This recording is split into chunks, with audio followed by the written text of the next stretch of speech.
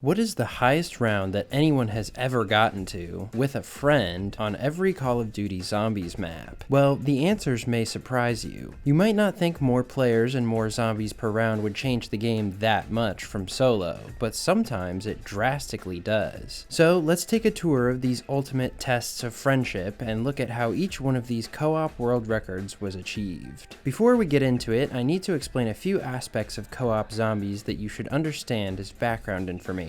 Starting with how the number of players changes the game in general. As you probably know, you can start a zombies game with anywhere from 1 to 4 players. A game with 2 players has twice the zombies per round of solo, which makes sense. But did you know that a game with 3 players has 4 times the zombies of solo, and a game with 4 players has 6 times the zombies of solo? So by that math, obviously, 3 and 4 player games take drastically longer than solo or 2 player. As such, there's not a single map where the 3 or 4 player record is higher than the 2 player record. And so this video will only be covering 2 player records. Next thing you need to know. You'll see that many of these games are quite long, often reaching the map's reset time. This is, again, an extremely important aspect of Zombies world records, as it dictates how long you can play on the map. Every Zombies map has a reset, the time at which the map's entity counter overflows and the map restarts itself from round 1. This can range anywhere from 40 to 300 plus hours, but is specific and consistent for every individual map.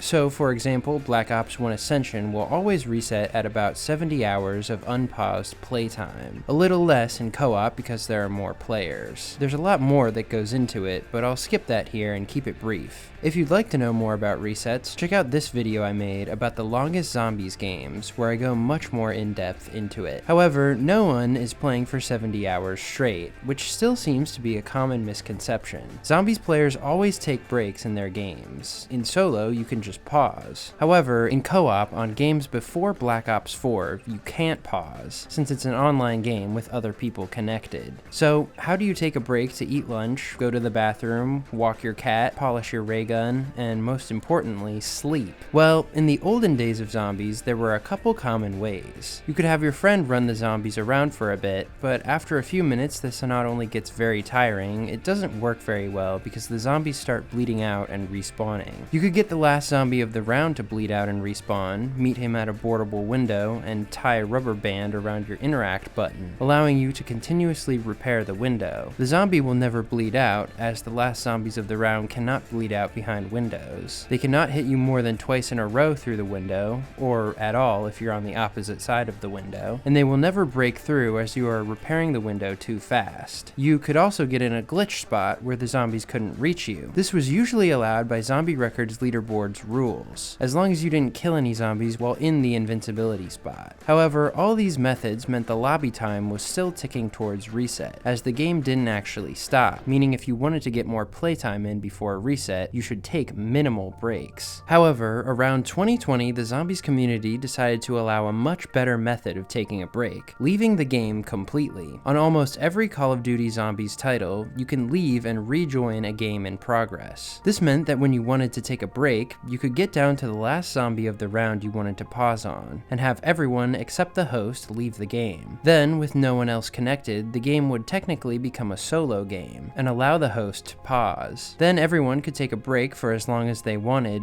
days even, and when they were ready to come back, the host would unpause, allow everyone else to join his game in progress again, and when he killed that last zombie and ended the round, the other players would spawn in. You just have to be very careful to not kill the zombie before the other players were connected to the game again, because then it would start the round with a lesser number of zombies, and that game would effectively be unlegit from that point onward. The other players would have to buy back and re-obtain all their stuff, but they usually didn't have much besides a few perks and wall buys, and it was very helpful for not forcing players to grind to maximize the use of time before reset. However, there's one game where this was not the case, at least for these records, and that is Black Ops 1, which is a whole other beast that I'll talk about shortly. But let's start at the beginning with the first Call of Duty Zombies game, World at War. On the first Zombies map ever, Nocturne Toten, the co-op world record is 69 by Xander and DeBeaster. Wait a second, Wonderful, you say. Isn't the solo world record on World at War Noct like 8,000? Yes, Yes, it is. As you probably know, that's because there are only 24 zombies per round on the first 3 World at War maps. However, what most most people don't know about World at War is that that aspect only applies to solo. Co-op has the normal scaling amount of zombies per round. Combine that with how buggy and bare bones Noct is, and it's no wonder the record is so low. These two used a strategy in the box room for the entire game. Xander would run in circles and slowly torch the zombies with the flamethrower, which has scaling damage and can kill on any round. It just takes a while. Beaster, meanwhile, would stand at the very back of the room by the Thompson window and hold it by constantly boarding and moving back and forth to not get hit, and assisting Xander by shooting with the Thompson or the double-barreled shotgun. Another important aspect of co-ops on the earlier COD games before Black Ops 3 is something called color pull. Due to the way the game's connectivity is coded, zombies will be attracted to the host, or the player with the white points, more than anyone else. The tier list of attraction moves down blue, yellow, then green, in that order. So green is the least attractive player. You can tell your green player that next time you play a 4-player game of zombies. This can lead these players to insane situations where they would normally die in a solo game, but it also means that standing out of the way as support is often a good strategy for blue player, which you will see a lot of. For example, in this strategy, Xander runs the horde right past Beaster and they don't go for him. As you can see, this game took them almost 26 hours and they played it in 7 sessions, with Beaster leaving and rejoining every time they took a break. This feature was not present in the original version of World at War, but playing on Plutonium, a specialized modern client for some of the earlier Call of Duty titles, is allowed for this game, and it has that feature. The game finally went downhill when Beaster couldn't run fast enough past the horde, and some of them pulled in front of Xander, then back to him. Beaster was not able to revive his partner as some of the zombies got stuck on his body, and on World at War you can't crawl while downed. Beaster tried to spin the box for the flamethrower, but he wasn't able to get it before he got sandwiched by respawning zombies coming down the stairs, and died. Varuk's world record is 60 by Xander and Beaster again. This game took them only 8 hours, but that's because they were able to use the electric trap on the Speed Cola side of the map to their advantage, standing behind it and letting it kill, and holding the 2 windows inside by permaboarding. Their strategy is interesting to compare to the solo world record on this map, which uses the double tap trap instead. But that's because, since there aren't only 24 zombies per round, Xander would need to run out and hoard up while the trap was recharging, shooting with the flamethrower to pick off whatever zombies he could. Beaster would stay at his window in the back where he didn't get any pulls, very similar to his job on Noct, and then Xander would hit the trap and repeat. Unfortunately, on one of the horde ups, Beaster got caught on a zombie while trying to escape his spot, and Xander was pushed back to the back window, where the flamethrower was not enough to defend himself. The highest round on Shino Numa is 117 by Shades on white and Mystic on blue. Together these two played a 31-hour game that involved running back and forth between the flogger and the comm room hut, using both traps in turn. When it was hut time, the pair would stay inside and hoard up the respawners, and when it was flogger time, they'd stay on the other side to eventually lead an extra horde back through. They probably could have gotten much farther than 117, but their game would unfortunately end to a crash. However, you won't see this game on the Zombies World Records player-run leaderboards, because Shades was recently blacklisted off of there for breaking the rules of some World at War first room games. I think it's pretty unlikely this game was cheated, but if you don't want to consider it the record, the next highest is 107 by, once again, Xander and Beaster. They played this game pretty much the exact same way as Shades and Mystic, but theirs would end when Beaster got trapped between the comm room and Flogger. Xander tried to come back and revive him, but got trapped himself, and despite spamming Wunderwaffe shots, could not save the game. Doris's world record is 139 by the 153 and Mystic. The World at War version of this map is pretty brutal, as you probably know that the Wunderwaffe is unusable due to the fact that it can disable your Juggernog if you shock yourself with it. The pair did the very classic route of starting in the Thompson room with the trap on, jumping out through the trap to kill the horde, running around to the hallway trap and hitting that, and then running up to double tap, waiting for respawners installing and then dropping down and repeating. Against dogs, they used a combination of the ray gun and Bowie knife. This game took almost 46 hours in total to complete. It also ended to a death when the duo got bottlenecked by early respawners near Jug. Because of how sticky the zombies are on World at War, they couldn't get away. But would you believe it if I said these records so far have been pretty tame? Because I'm about to give you the hardest whiplash by going straight into some of the most intense and insane co-op records in all of zombies. So insane, in fact, that I actually need to give some context to this category. Remember when I said that Black Ops 1 is the only game where you cannot leave and rejoin? If you leave a 2-player game, it will just end the lobby, and you cannot join a game game in progress. Like World at War, Plutonium does support this game. However, until summer 2025, it was not used by the community for world record attempts, because it was very unstable. So that only left one option to take a break, holding a zombie at a window. But as we know, this will waste precious time leading up to the reset. Combine that with the fact that Black Ops 1 records are some of the most optimized in any game, with some of the shortest resets, and the competition in part came down to who could play fast, sleep less, and still function. The average co-op reset time on Black Ops 1 is about 65 to 70 hours. And as you might have guessed, the human body is not designed to stay awake for 3 days straight playing Black Ops 1. But in order to compete on a lot of these maps, you were essentially forced to do that, with less and less sleep if you wanted to beat the record. This could lead to very serious consequences, and has in the past, such as last year when a player, who I'm not going to name or show out of respect to him, collapsed on stream due to medical complications directly related to attempting a Black Ops 1 co-op record. That might sound insane, a story about someone playing a 15-year-old Call of Duty game until they literally collapsed. But this was a player who knew his limits, had trained for and done similar games before, and thought he was prepared to take on the challenge, and it still happened. A few months ago, this would have been the only category of records in zombies which I would not recommend anyone to ever go for, as unless you have built up to it and know your body very well, it can get very physically dangerous very fast. However, the good news is that in May 2025, Plutonium developers fixed the instability issues on their Black Ops 1 client, and you can now use that to compete for Black Ops 1 co-op records legitimately, with the added quality of life change of being able to leave and rejoin games. However, no one has beaten any of the records from the sleep deprivation days yet, except for one. So almost all the games you're about to see were played with the old method. But the flip side is that these records are insane to see, as you know all these players are floating on sleepy delirium and still able to play the game to its max potential, running fast and risky strategies and being ready to revive their partner at any moment. So with that warning in mind, let's get into the records. Ladies and gentlemen, do not try this at home.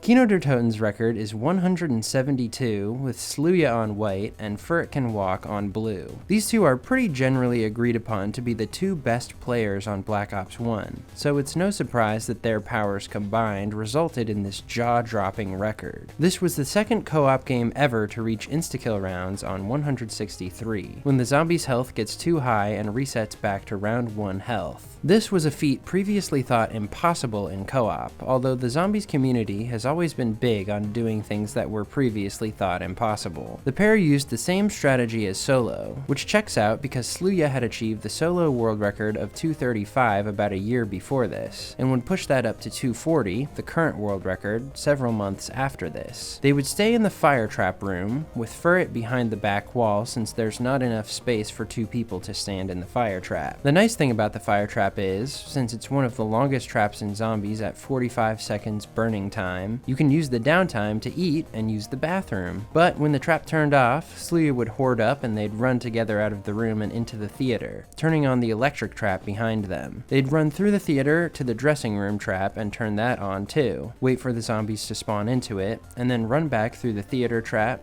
into the fire trap room, and do it all again. They never went back into the spawn room after turning on power, so as not to activate Nova crawlers in that room. On insta-kill rounds, they'd simply stay in the fire trap room and spam the MPL at all the windows. You'll notice two timers in the upper left. The longer one is lobby time, and the shorter one is play time, meaning only the time that they spent actively playing and not sleeping or away from their PCs. As you can see, they took about 5 hours of breaks in a 72-hour period during this game, with only 4 of those being sleep. This is our first game in this video to actually end to a reset, where Furret and Sluya were very relieved to be able to stop playing. Five's world record is 142 by Jermaine Cubes and Tamika Cubes. I think this is actually one of the most interesting records in this entire video, because Jermaine, the best 5 player in the world, actually trained his girlfriend, who had never played zombies before, to be able to keep up with him on 5, one of the hardest maps on Black Ops 1, and act as support when he went down.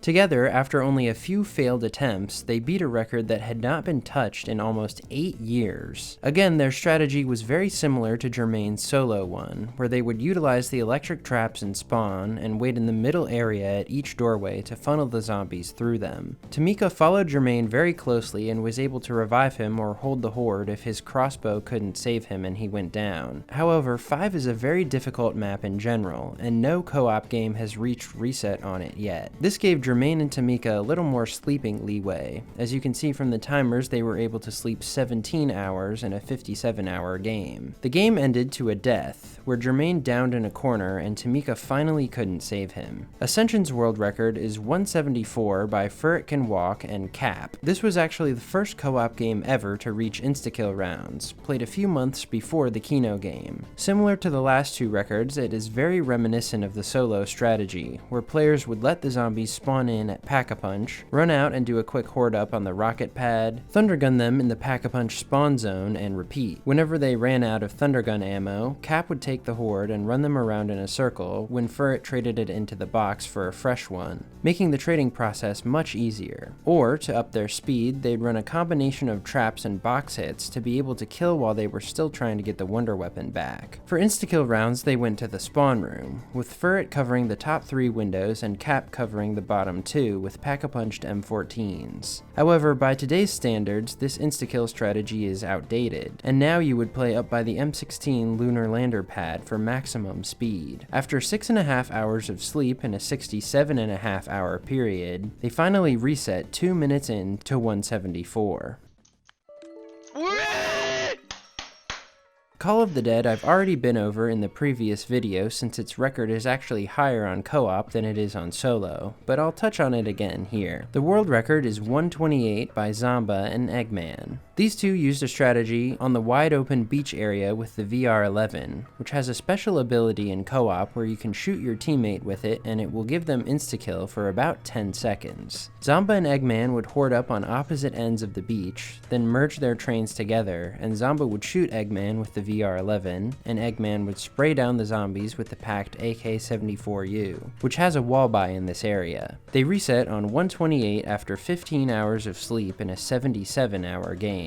Shangri-La is our first controversial world record, for the same reason the map was controversial in the solo records video, because of spawn canceling. To refresh your memory, Shangri-La is one of the few maps on Black Ops 1 that has ceiling spawners, which can be disabled if you kill them too fast. However, this is against the community decided rules, even if you do it accidentally. So at this point, the community has basically decided that games with cancelled spawns should not be considered legit. The highest co-op round ever on Shang is 136 by Furret and Kebab 6969. You'll notice that this game is extremely old, so it emulated the old solo strategy of using spawn control to spawn the zombies in the Semtex room, hoarding them up in the AK room, turning them around and shooting and grenading them in the hallway with the baby gun. Kebab as blue player would just run out of the way while Furret was hoarding, and to save Furret time from buying Semtexes, he'd kill the shrunken zombies using the M16 grenade launcher. He'd also hold the horde when Furret had to trade. This game would eventually end after 9 hours of sleep over a 67.5 hour period to a reset. However, in this game, Furret and Kebab cancelled one of the ceiling spawns, so the world record without cancelling is an even older game, 123 by Your Adopted and Dr. Dro TV. This makes this not only the oldest co-op record on BO1, but the oldest co-op record on any map. They used basically the same strategy, except blue player did not kill the zombies with the M16, and instead Adopted just killed them with Semtexes. You'll start to see a pattern, if you haven't already, of blue players sporting the packed crossbow or the packed ballistic knives, as they're good backup weapons, and also only one player can have them at a time, removing them from the box for both and improving the other player's box luck. The crossbow will shoot a distraction shot like a monkey bomb, and the packed ballistic knives can be shot at a downed player to revive them instantly. But Dro didn't end up needing them, because neither he nor Adopted took a single down in the entire game, making this the highest double flawless game on all of Black Ops 1. The pair eventually reset on 123 at, once again, 67.5 hours with a comfortable 20 hours of sleepers. Moon's world record was 156 by Puerto Rico and Crave. Crave. This is actually the only Black Ops 1 co-op record that has been beaten on plutonium so far, but I still want to mention the old No Sleep record. Like Shangri-La, this is also an older game that utilizes an old school solo strategy, that being hoarding up in spawn with the wave gun. There are 3 spawn points in this room, the 2 windows on opposite sides and the hole in the floor which zombies can jump up through. Crave took one side, Porter took the other, and they led the zombies into one big group which Porter fried with the wave gun. Then he was able to pick off the stragglers from the hole in the floor with the zap guns. The wave gun can't give drops, so when Porter ran out they would throw a Gersh device at the zombies, and any drop that appeared could be turned into a max ammo with the hacker device. If that still didn't work, they would trade their Gershes into the box and get fresh ones, or the wave gun if they had not gone to no man's land that round and could still pack-a-punch it. If you don't know, on Black Ops 1 Moon you can go to no man's land once per round, and when you get back you can actually get an additional 4 drops for the round, but sometimes even that can't save you. Porter and Crave's goal was originally insta-kill rounds, so 163, but late into the game things started going downhill. Bad trades were killing their time, and on 156, after returning from no man's land, they got 3 drops off of 1 Gersh. This was particularly unfortunate because it meant that 2 of the drops they could have used to hack into a max ammo were wasted, and they'd have to do 4 extra trades just for that round, as they could not pack-a-punch newly traded wave guns until they were able to go to no man's land again. With 6 hours of sleep in a 70-hour period and only 6 hours left of game time, they surrendered to the fact that they wouldn't reach instas before reset. At this point, they immediately decided to jump into the chasm and end the game early, and their game was only just beaten while I was editing this video. Brazilians No Mole Man and Kino BR managed to achieve 181 on plutonium with leaving and rejoining, making this the very first Black Ops 1 plutonium record ever, and a huge step forward into the new age of co-op records. These two used a much more modernized strategy, where they would stay in the one window room next to Stamina Up with the door to Stamina Up closed. With this setup, zombies will only come from the window and the ceiling spawn, as long as you're very careful not to accidentally cancel the ceiling spawn. No Mole Man took the wave gun for bulk zombie removal at the window, and used its zap guns for the ceiling spawn, and when he needed ammo he would hoard up the zombies and throw a Gersh to try to get a drop to hack into a max, using much of the same ammo re-up methods as Porter and Crave. Kino's job was to run backup and run around the astronaut. On Black Ops 1, with 2 players, he has 8 times the zombie's health, and the wave gun doesn't affect him, so you literally cannot kill him except with QEDs. This game also marked the first co-op insta-kill rounds ever on Moon. On these rounds, they'd use weapons with a lot of bullet ammo on the window, like the pack-a-punched HK-21 or M16. On the ceiling spawn, they'd just knife as the zombie drop-down animation was slow enough to stab through. When the shooting player needed ammo, they'd just let some of the zombies out of the ceiling spawn until they got a drop, and then hack it into a max. They played this game in 9 sessions, but it finally ended almost 15 hours before reset. At the end of 181, an insta-kill round, Kino got a little too ambitious and placed a claymore beneath the ceiling spawn. When it exploded, it cancelled the spawn. Because this ended the legitimacy of their game, the team quit out. Now on to the World at War remasters on Black Ops 1, which are much different than their original counterparts. Nocturne Toten's world record is 118 by Australian duo Oxygen and Joker. This strategy is actually different than the solo one on Black Ops 1 Noct as well. Instead of leaving the help door next to the box closed, they opened it and left the couch on the stairs in the box room closed instead. They would start in the back corner of the spawn room, wait for all the zombies to start coming in, then Joker would run all the way to the back of the box room and Oxygen would gather the zombies while Joker shot them for points. The pair would run together back to their starting point, and Joker would blast them with the thunder gun. When he ran out of ammo, you guessed it, Oxygen would hold the zombies and Joker would trade. It's rare to see blue player with the Wunder weapon, but it works well in this case, as Joker could revive Oxygen easier with the thunder gun in hand, as opposed to the other way around, and the zombies would be more attracted to Oxygen to keep Joker safer. This game would end to a box error on 118, as the pair reached almost 5,000 mystery box hits, and the game ended up crashing. Varuk's world record is 117 by Spanish team Nestor53 and X-Mistral. They actually ran the co-op version of a strategy called Dat Strat, which is one of the hardest strategies in zombies that Sluya did in his solo joint world record on this map. It involves forcing the zombies to all spawn in the kitchen and Speed Cola room by standing in the kitchen, and then running out to the Speed Cola electric trap and killing them there, ideally killing 2 hordes per trap activation. The difference was that one player would run down to the mule kick room while the trap player was hoarding up, to dilute the amount of zombies that the trap player had to deal with. Then they could simply combine, hit the trap, and run back to the kitchen to get ready for the next horde. But since this map is so difficult, this game would end soon enough to a double death when Nestor got trapped in the speed cola room and Mist got trapped next door in the trap room at the same time. Bueno,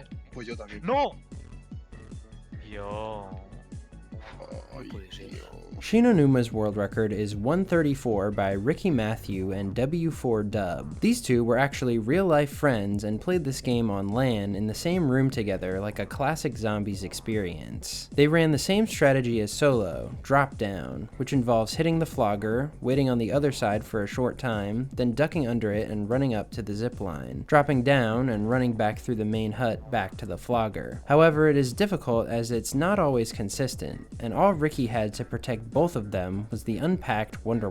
As such, they racked up a lot of downs in close moments, but they still managed to power through until they beat the previous world record of almost 7 years. As soon as they were 1 round above it, Dub begged Ricky to quit as he was going crazy doing the same thing over and over, even though they had taken 41 hours of breaks in an 89-hour period, since they were not used to this kind of grind. Ricky caved and the pair blew themselves up with grenades on 134, solidifying their record. And finally, Doris's world record is 176 by Furret and Sluya once again, in probably one of the most staggeringly impressive co-op games on Black Ops 1. They used the same route through the map as the World at War version, but they combined it with trade strat. This is when they would camp using Wunderwaffe ammo and the trap in the Thompson room, and then on their route of the full map, Sluya would hit the box several times on each loop, killing zombies with traps at the same time to stay fast, even when he did not have the Wunderwaffe. Furret would support him by taking part of the horde away and reducing the heat on Sluya while he hit the box. This strategy is very difficult as it requires a lot of freestyle hoarding and both players being able to respond to any situation that came up without a panic weapon. And add on to the fact that by the end of this game, Furret and Sluya had only slept about 4 hours in a 68-hour period. For insta-kill rounds, they simply stayed in the Thompson room and spammed the packed Thompson at the surrounding windows. This game actually ended early, about 8 hours before reset, due to an error. Furret and Sluya were approaching box error, when you hit the mystery box too many times in one game and it crashes. However, the closer you get, the more unstable it becomes, and things such as grenades going off can crash it early. This is exactly what happened, as Furret almost got trapped, shot a crossbow shot without thinking, and it exploded and errored the game. However, this may have been a good thing in the long run. Furret and Sluya noted that they struggled to sleep properly for a week after this game, as it pushed them to their limits and truly tested what they had in them. As such, to fittingly end off Black Ops 1, this is probably the single most grueling co-op game of zombies ever played. Now luckily, Black Ops 2 does not have this problem. This was the first COD Zombies game to actually introduce leaving and rejoining as an official game feature, which is a good thing because Black Ops 2 has some of the longest co-op games of all time, namely from the survival maps, which are very slow paced and drawn out as there are no traps, and in the high rounds you can only kill with the ray gun. And we're starting off strong with the longest co-op game in all of zombies, Bus Depot's co-op world record of 92 by Flames and Kukazor. On Bus Depot, as you probably know, there's literally nothing on the map besides the box and a few wall buys, but in co-op you have a couple added advantages. For example, 2 people can have the ray gun at once, so Flames and Kukazor would have one person kill the zombies in this foggy corner with the ray gun, while the other hit the box until they also got the ray gun. By the time they got it, the shooting player would probably be out of ammo, so the two would swap. The player with the new ray gun would go to the corner and shoot, and the player with the empty ray gun would trade out. This meant that even though they had twice the amount of zombies as Solo, they could eliminate a lot of the trading time since they could queue up one ray gun after another. When the box hitter gathered up more respawning zombies than they could reasonably handle, they simply ran across the map to give them to the shooter. This sometimes resulted in downs, but downs usually aren't as critical on co-op as they are on solo, and especially so on this map where you don't lose anything, as long as each partner could revive the other. So Flames and Kukazor ate downs whenever they had to, but the game did become progressively scarier as it continued. See, this game was played when the 25-day error was still a major problem, the crash that occurs after 25 days of the game being on Black Ops 1, 2, and 3, and this was a lot of gameplay to get done in that period of time. Add on to the fact that by the 90s,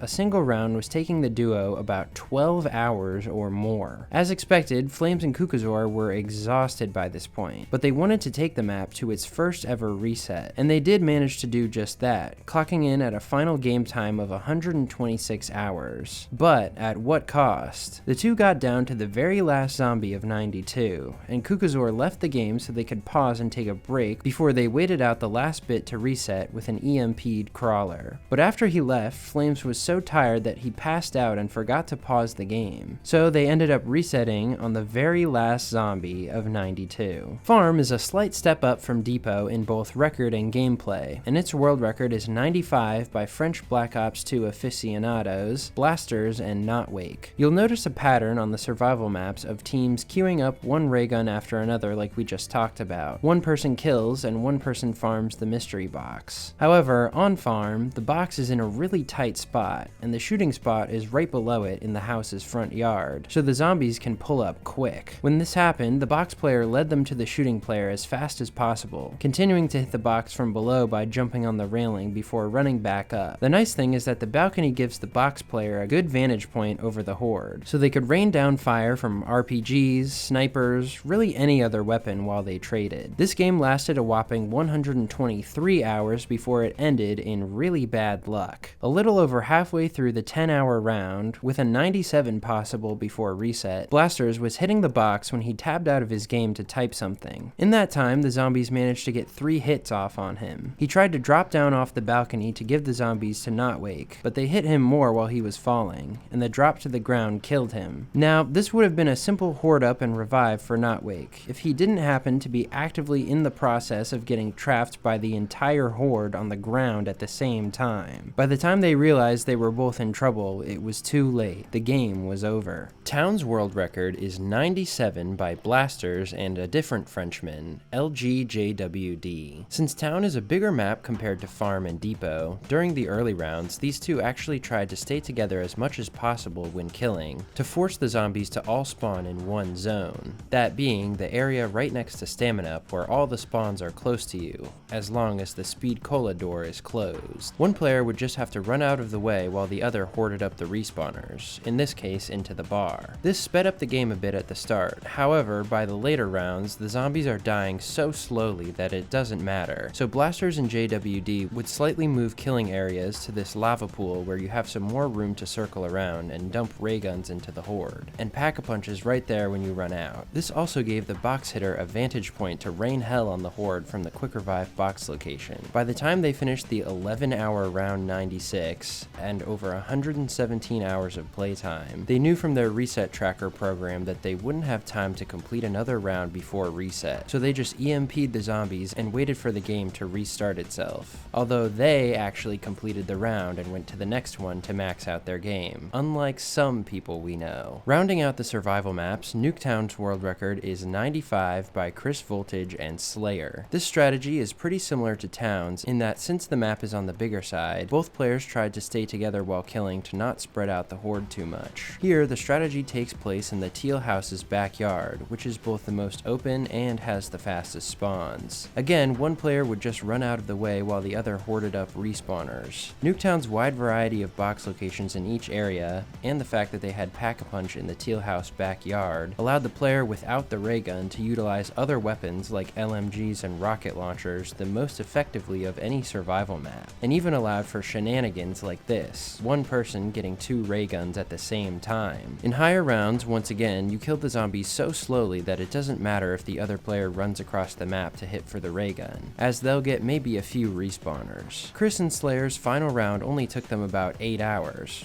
Only 8 hours. And on round 95 they were still less than 100 hours into the game, barely over halfway to reset. Unfortunately, the game ended to a random script error, which is extremely unlucky as almost no one 41 errors on Nuketown. I just got this. I got a script error. You did? Yeah, I got a script error. Oh no.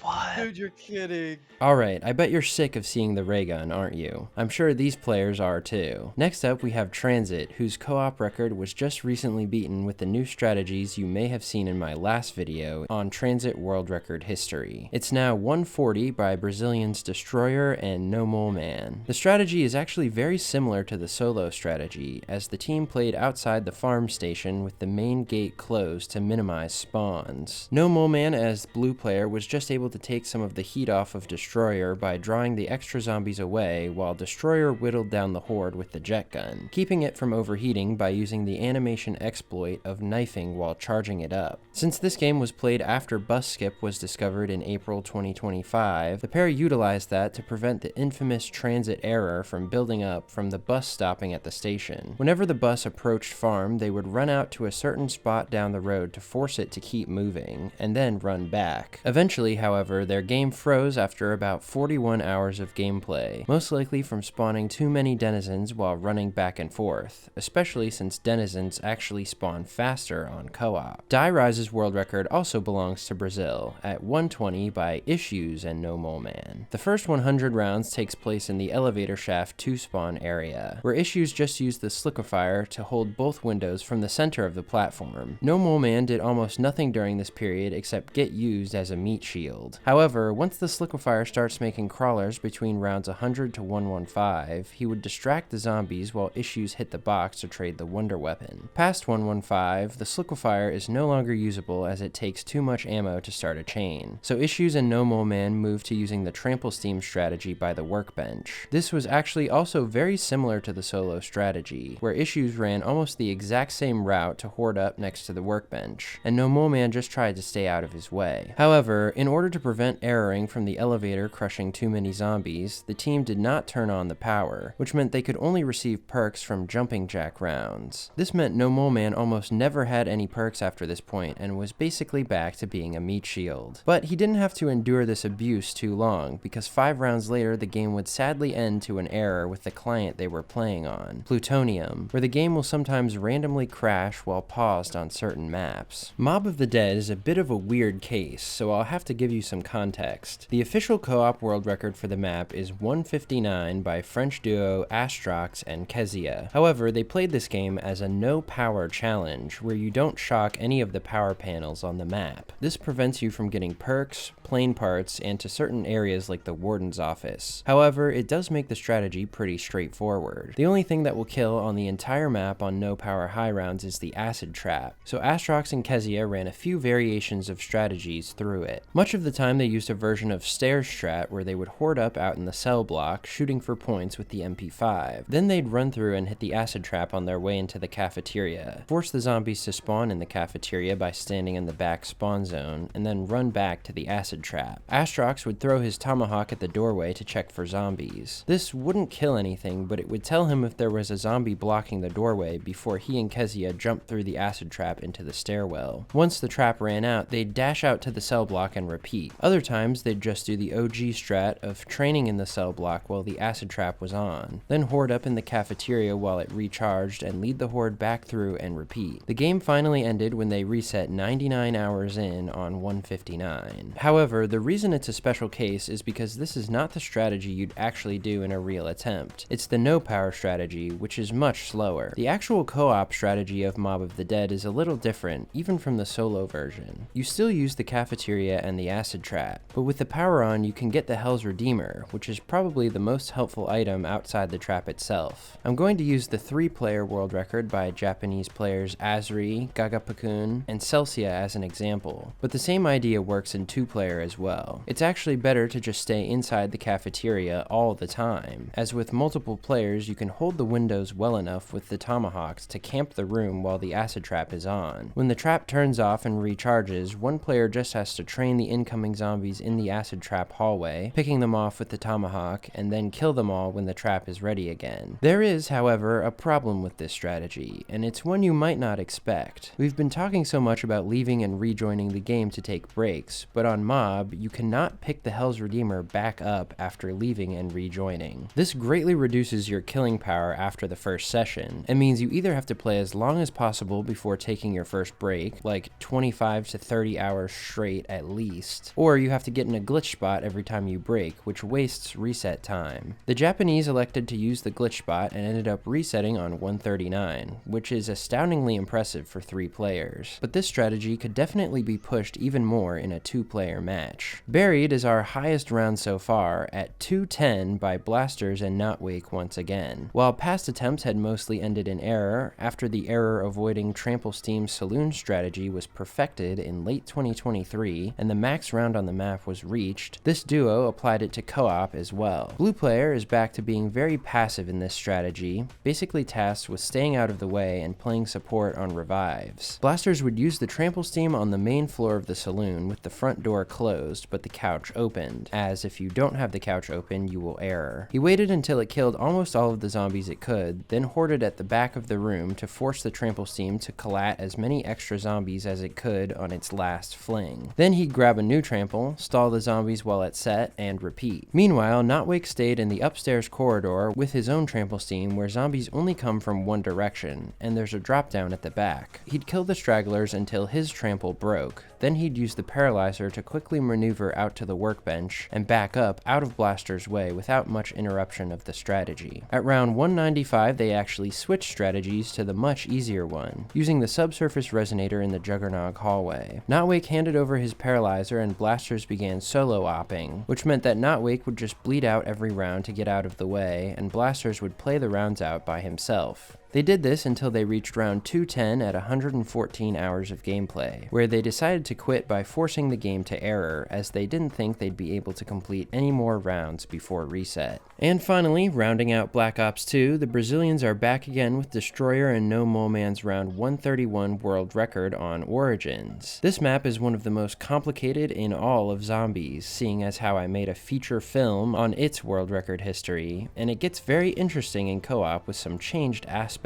At its base level, the strategy is still the same, with players using the ice and wind staffs to kill, the various different methods of spawning a max ammo to get ammo back, and the tank to kill when those methods weren't usable. However, the nice thing about co-op is since one player is holding the ice staff and one the wind, you can refill both staffs with one max ammo. The bad thing is that you can't pause to think about your decisions, so it really is all about breakneck speed and on-the-fly knowledge to keep you alive and topped off. Destroyer and No Mole Man spent the first 100 rounds or so camping on the mud road outside the church with both staves, taking turns shooting when one ran out. After this, ammo started becoming a problem, so they would mix that strategy in with running full hordes at the mud road outside the tank station to kill more per shot, combined with calling the tank to and from the area to run over zombies. In addition to that, Destroyer and No Mole Man added fast tank strategy into the mix as well, where both players run ahead of the tank as it roves around the map, leading zombies into it. This was especially helpful after Frozen rounds started, where zombies sometimes need to be shot after they get hit with a staff. The game ended on 131 to Origin's usual script error that always occurs at about 25 to 26 hours of gameplay. Next, we have the co-op records of Advanced Warfare, the game that contains a lot more jet boosting zombies than normal, but a lot more jet boosting players too. The world record on Outbreak, the release map, is 147 by Gary and Plasmid Jeff. This strategy is almost identical to the solo strategy, where you turn on the octagonal laser trap and use exo movement to jump back and forth across it while zombies die to it below. When it turns off and recharges, both players can use ground slams to kill zombies and then run back up to safety. But also similar to the solo world record, this game ended to an unexpectedly early reset. Only 46 hours of gameplay this time, 9 hours earlier than the solo record, and 25 hours earlier than what the reset is actually estimated to be. easy. Infection's world record is 83 by Marinaccio Fran98 and Romain Liu. This map also copycats the solo strategy, where both players simply run together over the electric trap in spawn as the main killing method, and then stall outside while it recharges, shooting for points to hit it again and ground slamming at their leisure. I didn't mention it in the solo world records video, but there's actually an area denial mechanic on this map where certain zones will sometimes get flooded with poison gas, and going through them will cause you to have to cure yourself in another room. This slowed them down slightly on these rounds, but they were consistently able to save themselves if they got infected by perfecting their movement down to the cure station. This game would end up erroring on 83 after just 16 hours, which is a recurring problem for this map. Carrier's world record is only 71, again by Marinaccio and Romain, but this low round checks out because Carrier is one of the roughest maps on Advanced Warfare. In addition to the poison gas of infection, this map also has bombs you must defuse or else giant juggernaut boss zombies will spawn, which are less than ideal to deal with. The pair mirrored the solo strategy once again in combining the laser limbo trap with the adjacent Zomboni trap. I missed that pun in the last video. This worked slowly but surely to shred their way to 71. Very slowly, as it took almost 12 hours to reach that round. At this point, they ended up quitting out, not wanting to suffer anymore. Descent's world record is not much higher at 73, back to Gary and Plasmid Jeff as its holders. These two did not actually use traps very much, as they were trying to see if there was a correlation between using the traps and the map erroring. Instead, they trained in this pool room, where they could boost off the elevated platforms to ground slam zombies and keep rebuying powerful grenades from the wall buy. They planned to move to traps once they got closer to reset, but after just 10.5 hours they ended up G-spawning, a common error in zombies where the game can no longer spawn any entities. This was a big surprise to them and pretty much showed that avoiding the trap was not worth it, and some other method might need to be taken to avoid the error. Now we're on to the fan favorite, Black Ops 3.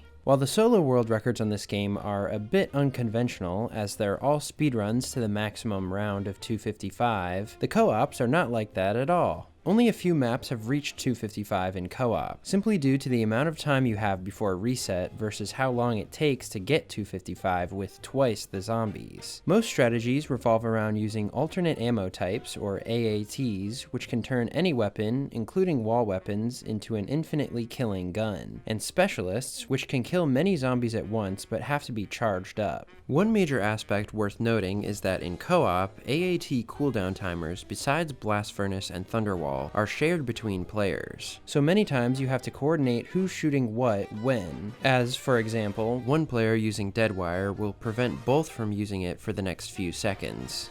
And I'm also going to have to delineate between gobblegum categories for this game. As you probably know, Mega Gumballs make Black Ops 3 high rounds substantially easier, and most high round players don't even bother with that category because they want to challenge themselves for a more impressive record. As such, many of the Mega Gumball records are very unoptimized and don't show the strategy well, as you can often cruise off of the extra ammo and kill drops from the Megas to camp for most of the game. So I'll only be going over classic and no-gum records in this video, and quite a few of them are the highest round anyway. Shadows of Evil's co-op record is 207 by Faded Z and Jack Pavlik. This game was actually played with no gobblegums at all, but the strategy doesn't really require them anyway. A far cry from the old waterfront strategy, this one was popularized in late 2023 when the zombies community figured out how to effectively play this faster strategy called Junction Strat without erroring or glitching out the zombie spawns. You have to perform an exploit with beast mode in the spawn room to access this area without opening the first room door. But once you're out, as long as you open the other two doors out of the area, you won't be killed by death barriers and the junction turns into a 2 spawn. The problem is that this area quickly becomes very glitchy as it's not meant to be used like this. If a meatball tries to spawn, unless you're standing in a few certain spots, it causes all the zombies to stop spawning for the duration of that meatball's spawn animation. animation, effectively interrupting your game several times per minute. However, you can prevent Meatballs from doing this by delaying opening Pack-a-Punch for as long as possible. In this case, Faded and Jack didn't open Pack-a-Punch until round 65. After a certain point, the Apothecant Servant, aka the Squid Gun, and the sword won't be able to carry you through rounds with limited ammo, and you'll need AATs to assist. In this case, Blast Furnace and Thunderwall, because Deadwire doesn't charge the sword. Speaking of the sword, once Faded and Jack had their full setup, both fell into a routine of combining the unupgraded sword with AAT blasts. The unupgraded sword is actually better for this strategy as it will hit the spawn below you in the canal, unlike the upgraded version. Faded and Jack would use the sword for about a third of its charge, then use an AAT proc or two to recharge it, so they could trade off killing while the AAT cooled down. This got them all the way to 207 in just 43 hours. Unfortunately, at this point, they were brought down by technical difficulties. Jack, who was blue player, kept getting kicked and receiving an error that was possibly linked to him updating the camo mod they were both using. Since they couldn't continue, Faded ended up quitting out. The world record on the Giant is actually the max round of 255 by Sniper Cat and KXG124, or Keg. Well, kind of. First, let me explain what they did in this game, then I'll explain the problem. Unlike previous records, Sniper Cat and Keg spent the entire game holding the VMP room next to spawn, with the debris at the top of the stairs closed. This makes this area only have 4 spawns, and there's an electric trap you can utilize right between them. Keg would hit it, then train at the front of the room with Deadwire and turned when it turned off and recharged. Sniper Cat would train at the back of the room, around the furnace with Deadwire, turned, and the Wunder Waff. Yes, despite the fact that the Wunder Waff looks like the Terminator in this gameplay, and the VMP looks like a Clash of Clans reward, this is just a cosmetic mod which is allowed by Zombies World Records rules. They managed to reach all the way until the rounds could no longer go up at 255, and this was actually the first co-op 255 with classic gums only ever. However, there's a bit of a controversy around Sniper Cat himself. Earlier this year, Sniper Cat was found to have spliced footage in another one of his world records, his Verrucht 255 solo game. Because this obviously breaks ZWR rules, he was blacklisted from the site and all his records were deleted from the leaderboards, including this Giant game. However, the community hasn't come to much of a consensus on whether all his records should be rolled back or if only the Verrucht game should be. It's highly unlikely that this game is cheated at all, especially since obviously Keg was there the whole time. But if you don't want to consider it the record, the next highest round is 210 by Gizzy Gao and Mr. Flawless back in 2020. These two did the old strategy of staying in the spawn room with the door to the left side of the map closed. One player can simply stand in this corner while the other trains the zombies in the space in front of them, using a combination of Deadwire, turned, and fireworks. The game finally ended when the pair reset on a break, as this was before the days of leaving and rejoining, and players just held windows for sleepers and, in this case, work breaks. By Black Ops 1 standards, they had 73 hours of breaks in a 144-hour period, or about half the game.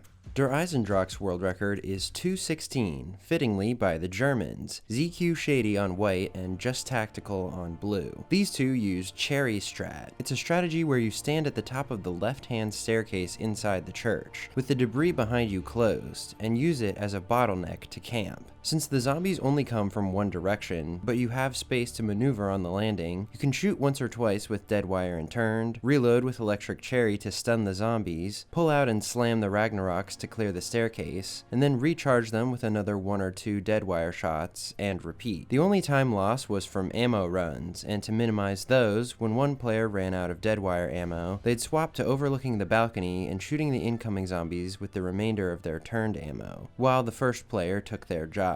This area is also very good for camping with the Stormbow or Firebow when they got a max ammo or Alchem. For Panzers, since they're quite lethal on this map, they'd run into the Death Ray trap and turn it on under him to immobilize him, then shoot the crap out of him with their guns. But, as you might know, 3 Panzers spawn on co-op instead of 1, and the Death Ray doesn't last long enough to immobilize all of them. Luckily, there's an easy feature you can use to take down the Panzer's co-op partners. The Plunger will gain the Flame effect for a short time, allowing one-hit kills on any subsequent Panzers, making them very easy to take care of. Now, if you remember from my solo records video last year, I mentioned that Der Eisendrock had a mysterious error that could crash the game at basically any time. Well, thankfully, in April 2025, this error was solved by OJumpy and LVs. And in classic zombie style, it's very weird. See, Black Ops 3 has a problem where it will crash if you keep pulling out and canceling grenade throws several thousand times. What players didn't realize before is that the game actually treats slamming with the Ragnaroks the same way as canceling a grenade throw, and this is why so many games were ending early. The coding reason this happens is because the thread for throwing a grenade is opened but never closed, and eventually it overflows. So the jaw-droppingly simple fix for this debilitating error is just that you have to complete a grenade throw every once in a while, about every 2,000 Ragnarok slams to be safe. This will completely clear all the unfinished threads and reset the error progress to 0. Shady and Tactical did this and ended up resetting on 2:16, a pretty impressive round considering Der Eisendrache has the lowest reset of any Treyarch map at only 62 hours.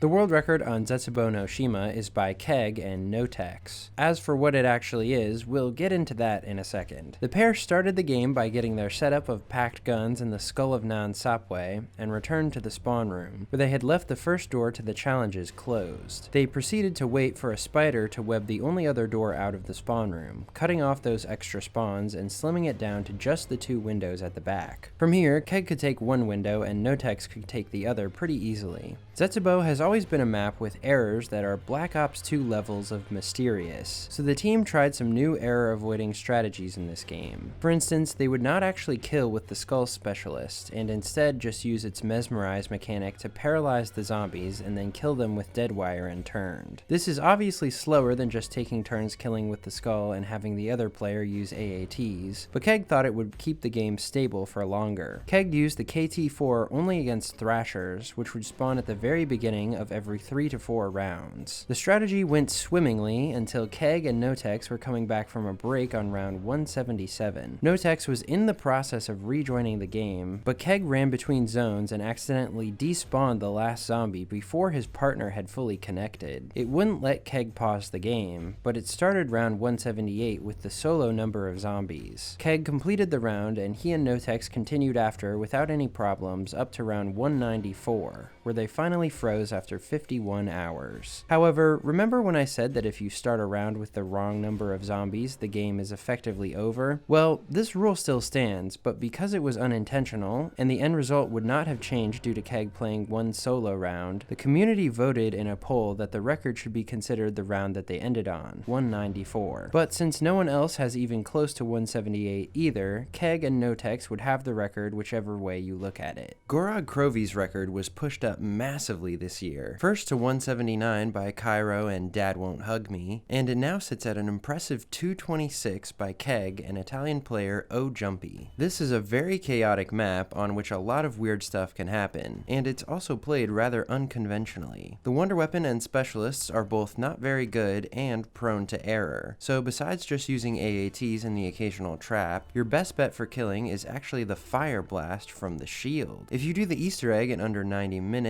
you can automatically get all the perks and keep them when you go down. Even when blue player leaves and rejoins, he'll get his perks back, and he'll keep his perk slots if he downs. They also used the Valkyrie helmet to reduce damage taken from Valkyries and Manglers. Camping in the bunker in the middle of the map actually lends itself really well to this strategy, because the shield table is right there, and if you leave the stairwell doors out of this room closed, no zombies can come from behind you, which is good because there will be enough to concentrate on in front of you. First of all, it was discovered a few years ago that killing too many Valkyrie drones causes the game to error, so you need to avoid killing these as much as possible. Then there's the Manglers stomping around and shooting at you to ruin your day. And on 183, Jumpy accidentally got the zombies in the window next to the workbench permanently stuck, although Manglers could still come out of the window. It's not known why this happens, but for the rest of the game, he and Keg had to actually run to the window and shoot the confused zombies. On the bright side, this map also has a helpful bug called Turned Army. Turned zombies shocked by Valkyrie drones will last much longer than normal turn zombies, like several hours sometimes, so you can amass your own personal fan club to fight back against the hordes. Even though, when blue player leaves and joins back, he will no longer be able to see the turned army zombies created before he left. Keg and Jumpy stuck with this insanity for over 90 hours until they reached Gorod Krovi's first ever reset, but it was worth it for the coolest reset ever, flying into the air on the back of a dragon.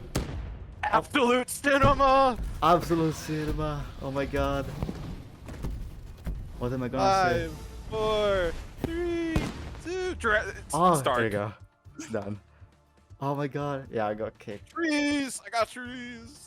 Oh. Revelations is also a bit controversial because of the setup of the game. The highest round reached is the max round of 255 by Ganon Snipes and Faded Z, while the actual killing strategy is the same as solo, where you stand at Verrucht camping the 2 spawn with the Squid Gun, Thunder Gun, Ragnaroks, and AATs. With 2 players, you can use the weapon trading table in Noct to swap Wunder weapons when one player gets an alchemical antithesis for more ammo. Later in the game, they would simply trade out the Squid Gun too, as it's pretty common out of the box. The player without Wunder weapons simply shoots AATs at the windows to recharge their own Ragnaroks for use between the first players. Ganon and Faded made it to 255 using this method in a comfortable 65 hours, with about 5 hours to spare before they would have reset. However, controversy strikes yet again, this time with the setup patch they were using to get the game rolling. Patches for luck-based aspects of the very beginning of the game, such as getting the Wunder weapon out of the box for the first time, are very common to use in Black Ops 3 world record attempts these days to not waste as much time with restarts from bad luck. On Rev, this includes the Wunder weapons, Specialist, and Arnie's out of the first box. But on Revelations, in co-op only, one player physically cannot get both the Squid Gun and the Thunder Gun out of the box at the same time. However, because they didn't know this was a thing, Ganon forced the game to do exactly that. Now, this didn't really change anything in the long run, as in a regular game you would simply have the other player get the Thunder Gun and use the trading table to give it to the first player. But some were put off by the fact that they circumvented this step in this game and essentially edited the game to do something it would never actually do, even with the best of luck. So, if you don't consider this the record, the next highest is round 246 by Keg and Notex, using the same strategy a few years earlier. They ended up running out of time in the game and hitting reset before they hit the max round, but that was in part due to the fact that they were playing on console, so they could not use a setup patch to get everything out of the first box. This meant that they had to move the box at the beginning of the game, and it put fire sales into their drop cycle, reducing their amount of max ammos. Ganon and Faded had also just optimized their ammo further beyond what Keg and Notex had done, in addition to shooting in the windows with Deadwire while the Ragnaroks were killing. Just those choices made 9 rounds of difference. Now we can move on to the Zombies Chronicles maps. Noct is the only Black Ops 3 map where the record is actually lower than on its older counterpart, at only 104 by German duo Just Tactical and Capo. This strategy is basically the same, running Thundergun hordes and trading. Plus, you can get perks on this version of Noct, unlike the previous. But the box can be a lot more brutal, and it can take a while to get the Thundergun back. That's part of the reason it took them over 30 hours just to get to 100. The pair would pretty much always stay in the mystery box room, with whoever had the Thundergun at the time hoarding up next to the box, while the other player hoarded up what few zombies spawned at the back of the room near the Cuda, and then gave them to the Thundergun player to blast away. Then they'd practically have time to take a full power nap while Noct's painstakingly slow zombies spawned back in, before they did it again. You'll notice that they're almost constantly shooting bullet weapons into the horde, and this was to build up points to cycle the gumball machine twice in one round, as by round 100 it costs over 1 million points for the second gum hit.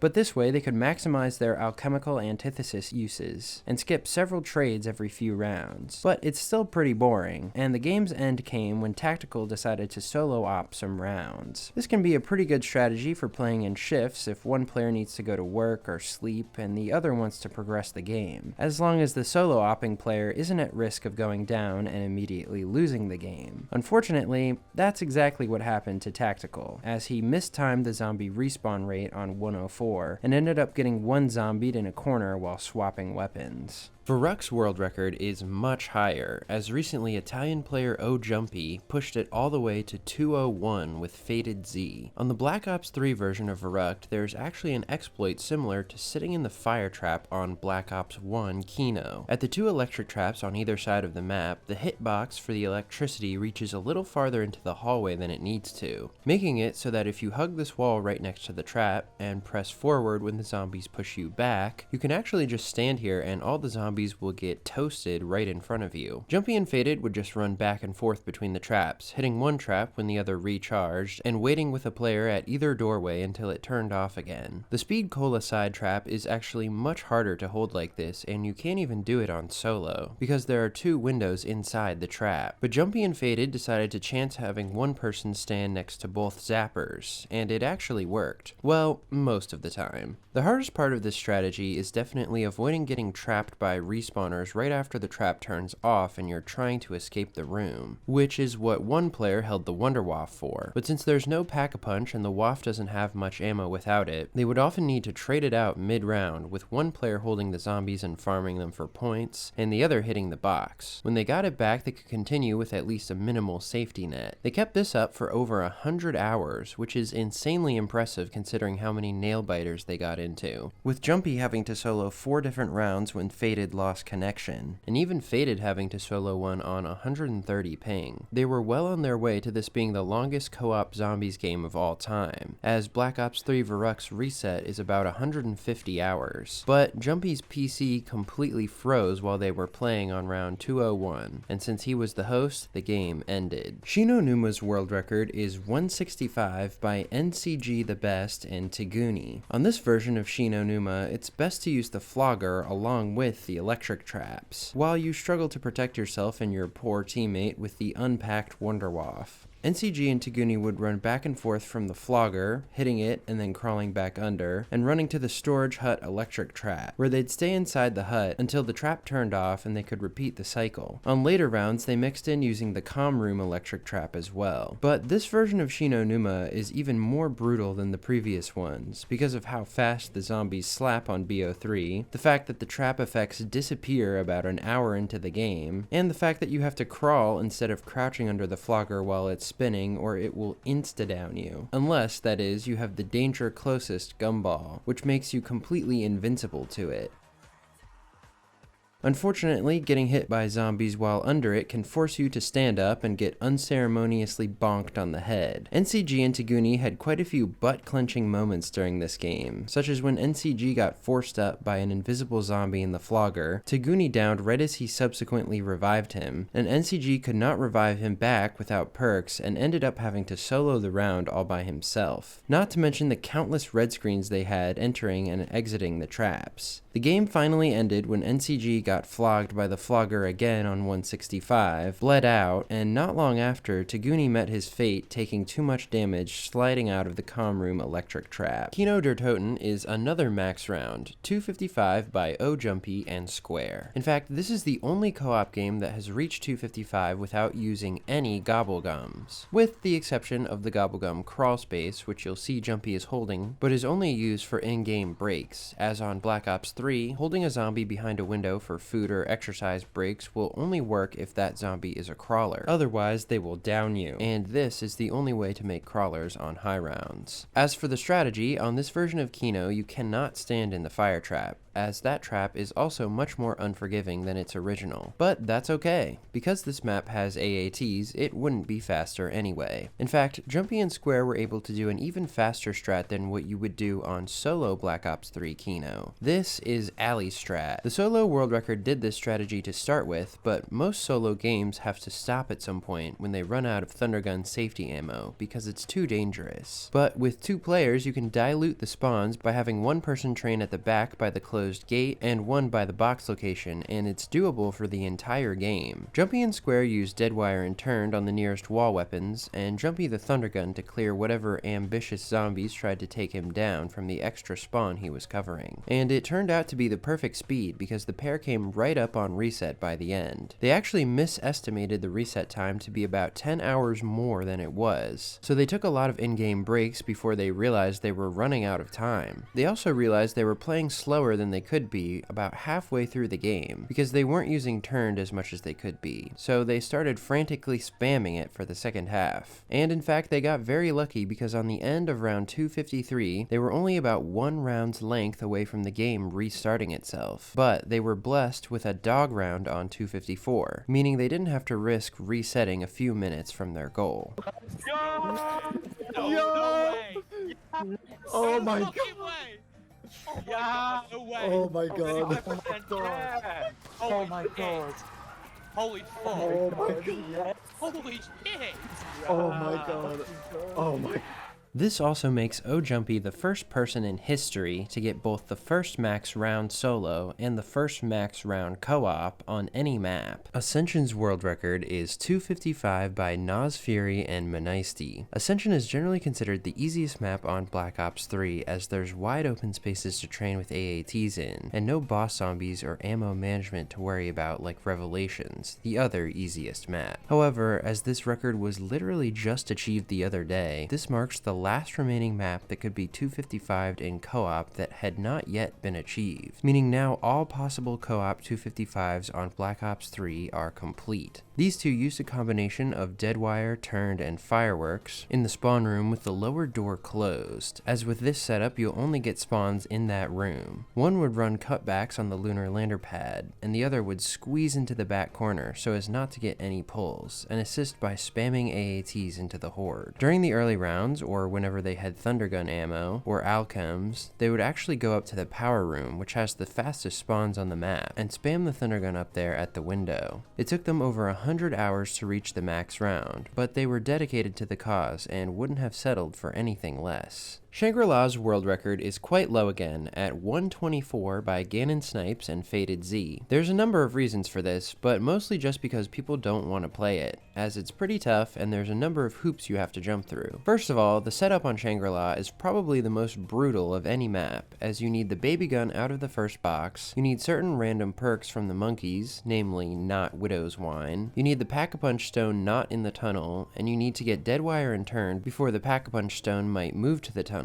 This is because the best strategy on the map is down in the Cuda room where you keep the tunnel door closed. This way white player can train the incoming spawns by the wall by, and blue player can simply stand by the rock window, kill spawners there, and in the meantime assist white with his horde. But this means that everything in the tunnel is inaccessible, including one of the Pack-a-Punch Stone locations. Now, it's allowed by ZWR to just use a patch to mitigate all the luck-based restarts in both solo and co-op, which Ganon and Faded did, but it gets a little more complicated than that. See, think about what would happen if Faded left the game. He'd lose his guns and AATs, and there was no guarantee he'd get them back when he rejoined if the Pack-a-Punch Stone moved to the tunnel. Because of this, much like Mob of the Dead, Faded just stayed in the game the whole time, and when they took a break, they'd hold a zombie at a window. The downside of this is that Shangri-La has a pretty low reset by Black Ops 3 standards, only about 70 hours. But lucky for them, there's not much competition on this map currently, so they didn't have to play much to secure the record. However, this problem did rear its head on round 121 when Faded downed from a stray zombie sneaking up behind him, and since his deadwire gun was in his mule kick slot, he lost it. From this point forward, with no access to Pack-a-Punch from bad stone placement, he could no longer kill efficiently, as all his other AATs were much slower. A few rounds later, the pair decided to suicide instead of playing out the game like this. Moon sees Ganon and Faded return for a much higher round, 255 to be exact. This map is very close in speed to Revelations, especially on co-op, for two reasons. One, if you leave the door between this room and Stamina Up closed, this strategy becomes a 2-spawn, and actually you can whittle it down to a 1-spawn because on this game, spawn canceling, the ceiling spawner, is allowed. Wait a second, Wunder, you say. You're confusing me with all these rules. The Black Ops 1 players said spawn canceling is not allowed, and now this. What, do you think I'm never confused? I didn't make the rules, I'm just the messenger. But I can give you a bit of an explanation for this disparity. Different games communities have different rules based on how the games work, how those players like to play, how best to prevent cheating, and what's fun and competitive for the game. That's the short explanation that can be applied to a lot of the inconsistencies. On Black Ops 1 Moon, since you use the same area with the current strategy, this ceiling spawner is one of the most diabolically toxic in any game since you can really easily hit it wrong by accident, cancel it, and render your game unlegit. This has happened to many players, but mostly no Mole Man, over and over on world record attempts. However, the thought process behind Black Ops 3 Co-op Moon is this. Because it would just involve shooting AATs at these two spawns, and you can effectively look in two directions at once in co-op since you have two players, players figured that it doesn't matter if you cancel the spawn because the strategy in one window would also just be shooting two sets of AATs. This prevents players from having to restart deep into the game because of canceling the spawn, which is even easier to do on Black Ops 3 because the second player's job would just be to shoot directly into the spawn. Anyway, the second reason this is so fast is because you can hack any drop into a max ammo, meaning you can essentially use 4 pack-a-punch wave guns worth of ammo in one round. Only 4 though, as the No Man's Land drop reset trick that works on Black Ops 1 does not work on Black Ops 3. Ganon and Faded just spent the entire game rebuilding the window and shooting Deadwire, Fireworks, Thunderwall, and the wave gun, and they never had to train because the zombies got spawn camped the entire game, until Ganon and Faded made it to the max round. Almost makes you feel bad for the zombies. And finally we have Origins, the oldest co-op world record on Black Ops 3 by quite a while, set back in 2018 at 164 by DeSantis and Badass Monkey. The best explanation I can give for why this record hasn't been broken in 7 years is that this map is not very exciting for high rounds on Black Ops 3. At the beginning of the game, DeSantis and Monkey got set up with all the upgraded staffs, namely Ice, plus Deadwire and Turned. Then they headed down to the fire tunnel next to spawn to hunker down for a long camping strategy. They could easily use alchems to keep their ammo up, and with only 3 spawns down here, their staff ammo went a long way. When frozen rounds started on 112, where the zombies sometimes won't die in one hit from a staff, they instead started training either in the crazy place or at the bottom of the excavation site with AATs. Unfortunately, this is still one of the slowest world record strategies on any Black Ops 3 map, simply because the zombies have to run to you from so far away. But DeSantis and Monkey toughed it out, even with DeSantis playing on very rough ping and lagging often. This was also before the days of leaving and rejoining being popular, so they took breaks at a window. They made it 48 hours of gameplay until things went downhill on 164. DeSantis was trying to recover from a down and get to the training spot, but he got trapped by the zombies in the lightning tunnel. When Monkey teleported back to try to revive him, he found the zombies waiting with open arms.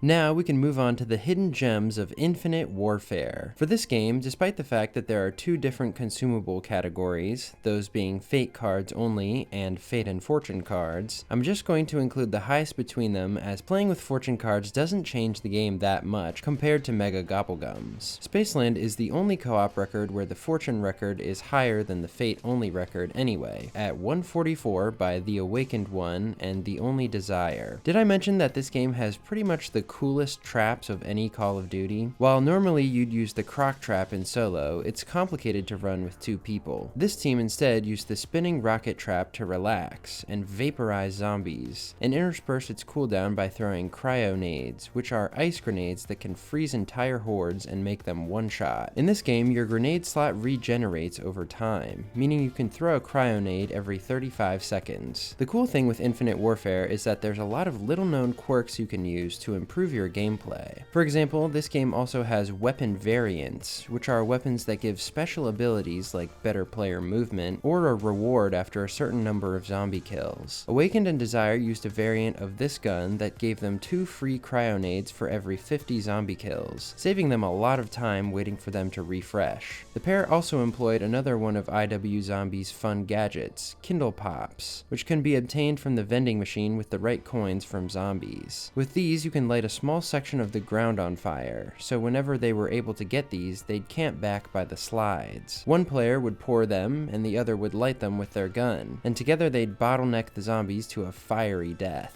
The game finally ended on 144 after almost 50 hours to a script error, which this game is not safe from either. Rave in the Redwoods world record is the highest on this game, at 173 by The Awakened One and The Only Nightmare. This map has some of the most lucrative wonder weapons of any zombies map, those being the 4 bows, except one of them, the electric one, sucks, and you don't use it. But because they have so much ammo, and there are several ways to force max ammos, there are a number of unique strategies on this map, several with the bows and one without for when you've completely run dry. When the team had bow ammo, they'd stay in the main stage area where they could easily run loops around and kill hordes with one of the bows, hoarding differently depending on which bow they were using. In this example, blue player would train at the back of the area where he could lure some zombies away, but they would still get hit by the bow shots. Now, Infinite Warfare's drops don't work the same as the other games, as there's no guarantee of drops per round, round, no drop cycle, and it's extremely rare to get any drop, let alone a max ammo, in high rounds. But Rave has two advantages: rewinds and head game. A rewind is a consumable item that you can pick up every other round near the spawn room, and it will send you a few seconds back in time and refill all your ammo. And head game is a minigame beneath the spawn room where if you headshot a zombie with 6 throwing knives, you'll get a free max ammo. And the good thing is, both players can take advantage of these. You can only collectively get head once per round, but rewinds are individual. The strategy when all this ammo finally runs out, because there are so many zombies that it will run out, is to use the fish trap. This thing is similar to the Kino fire trap in that you can stand behind it and let it kill everything, and then hoard up on the adjacent beach while it recharges. During this phase, Nightmare and Awakened would just run together, Awakened with some panic bow ammo, until they were able to kick back behind the fish trap again. This game would also end to the same error as Spaceland, this time after almost 60 hours on 173. Now onto the crappier Infinite Warfare maps. Shaolin Shuffle's co-op record is 113 by Awakened, he's on a generational Infinite Warfare run, and Pleasantly GG. This map often falls to the wayside because it's pretty annoyingly difficult and is also plagued with errors very early into the game. For the low rounds, Awakened and Plez camped on this rooftop and used the Laser Samurai Sword, an admittedly very cool weapon, to evaporate all the zombies that tried to climb up. At round 70, to avoid killing the game early with errors, they moved to using the Samurai Swords in the theater next to the Pack-a-Punch portal, a good camping spot with a straightaway. One player would use up all the fire ammo of their single pack sword, walk back and repack it when it ran out, use up all the laser projectile ammo of the double pack sword, and then they could just run across the map, trade it out for a wall weapon, and pick it back up.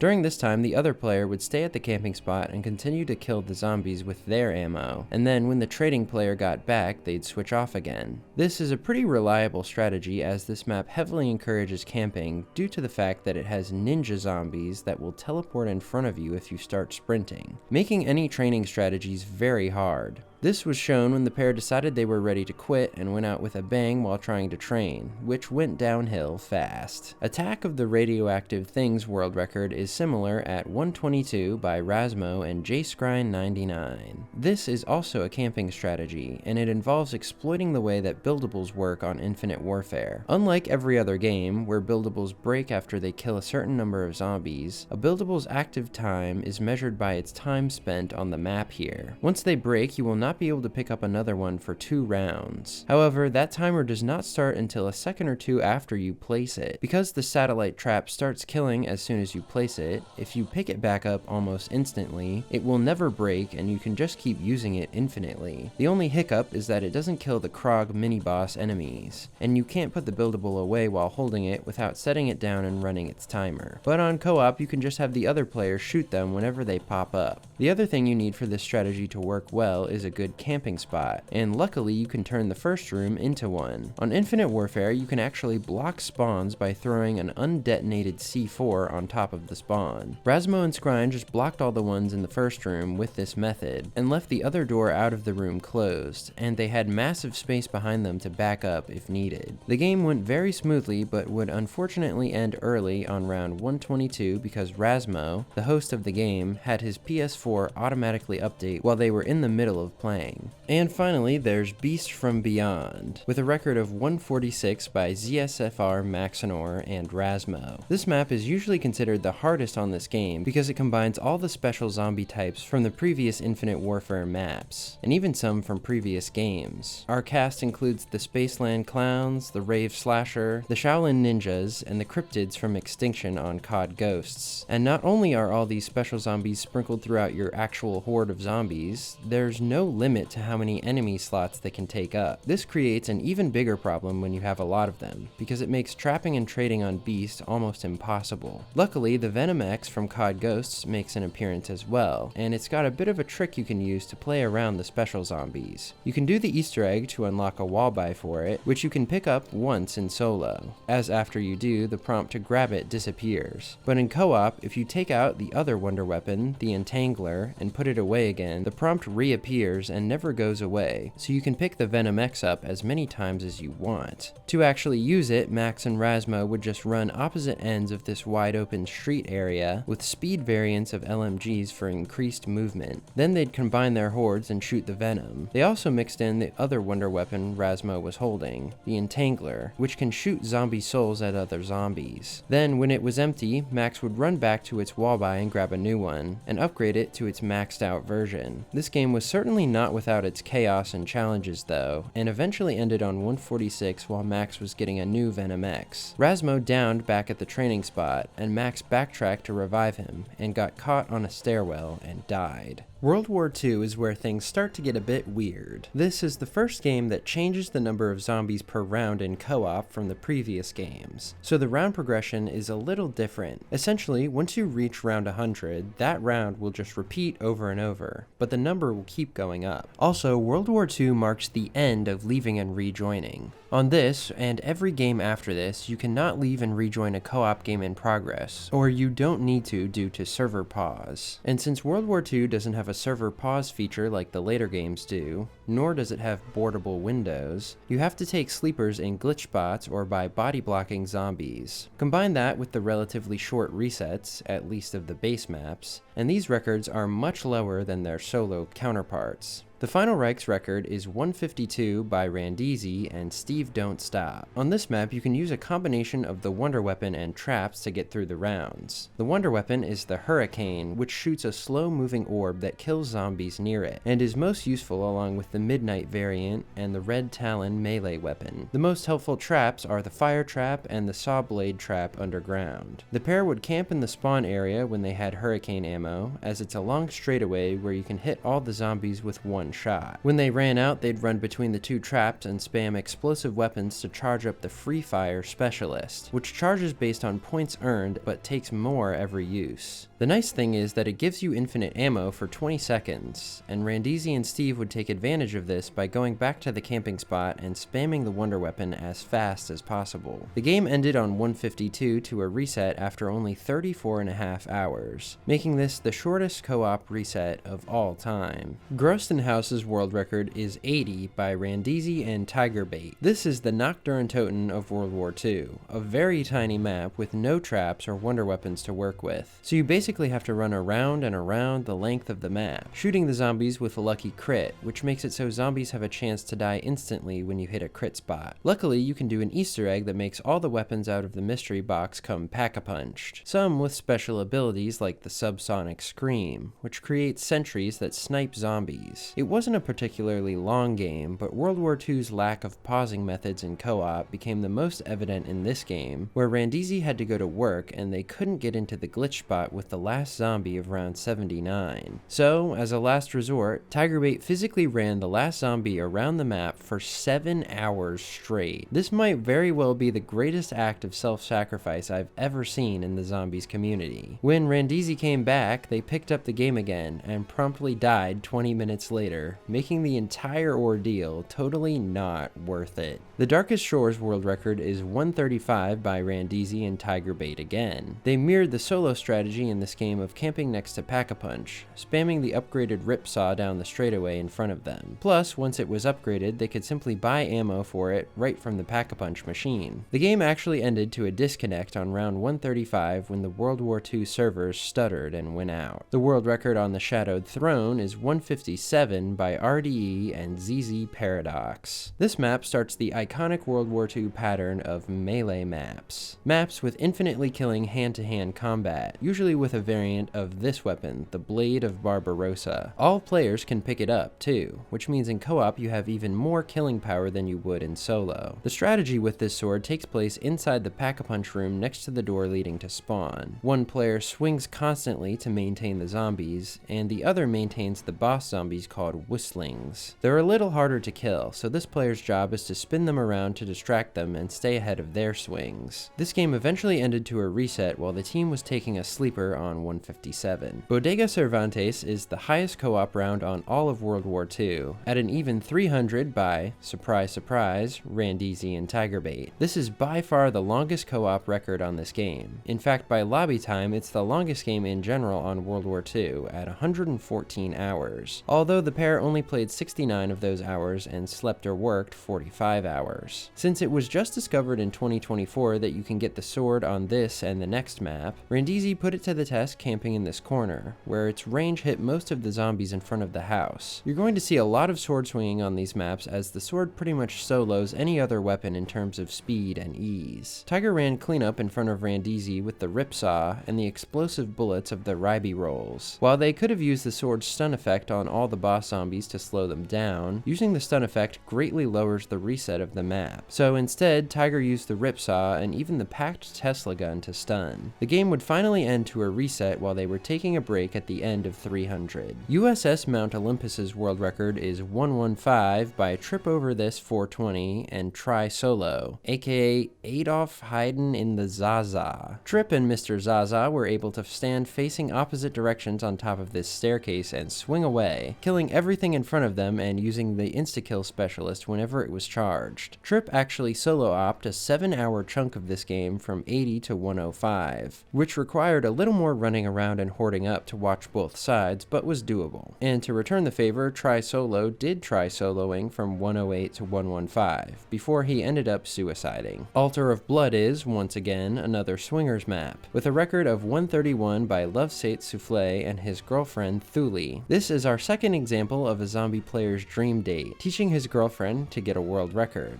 although this map is a bit of an easier learning curve than 5. They camped by double tap in the same place as the solo world record, and as you can see, they actually played split screen, although even on this mode you still can't pause. So they took no breaks and powered through, remaining double flawless until the very end, although Souffle noted that Thule did not enjoy the duration of the 18.5-hour game. Lucky for her, it was cut off by an error when they tried to take a break. And finally, we have Frozen Dawn at 224 by Randizi and YOLO Knifer 24. In this map, you have an equally powerful melee weapon, this thing that's basically Thor's hammer, and like the previous maps, all it takes is a good corner and a solid trigger finger to clear the hordes. Randizi took the hammer and YOLO took the scythe melee weapon as backup, and while they were both playing, they would team up to take the hordes in the skull room. But YOLO was actually sleeping for about half this game, and while he was gone, Randizi just did his solo op shifts in a spot where he could hold the hordes on his own with just the hammer, across from the gyroscope. But they still made it to what at the time was the highest co-op round on World War II in 37 hours, before Randy, who had been awake for the entire game, finally mistimed his swings and died on 224. Black Ops 4 changes the formula back, but still manages to mix things up yet again. In this game, the round progression is back to normal, and the round cap is removed, although it doesn't display correctly past 255. Instead, it goes blank for a round and then counts up from round 1 again. This is the first Zombies game to introduce server pause, where the host can pause the game and it will stop for all players. Furthermore, this game has the most categories out of any Call of Duty Zombies title, because not only do we have classic and mega consumables again, this time elixirs instead of gobblegums, but they basically do the same things, but there are also 4 different difficulty modes. However, we'll only be talking about records played on normal, because they're all the highest anyway, as there's no scaling health or increased zombie count to worry about, like on hardcore or realistic. And we'll only be talking about classic elixirs, for the same reason I only mentioned classic gobblegum games for Black Ops 3. With megas, all the strategies are basically camping with the most powerful weapons and spamming ammo refills. Some still are, but most have a little more nuance to them. And the final thing I should mention is I'm only counting games that have 2 different people playing, even if one is solo-opping or they're taking shifts. I'm not counting games played on split screen where one person just adds a controller and sets it aside, which for some bizarre reason are allowed on ZWR, but I mean,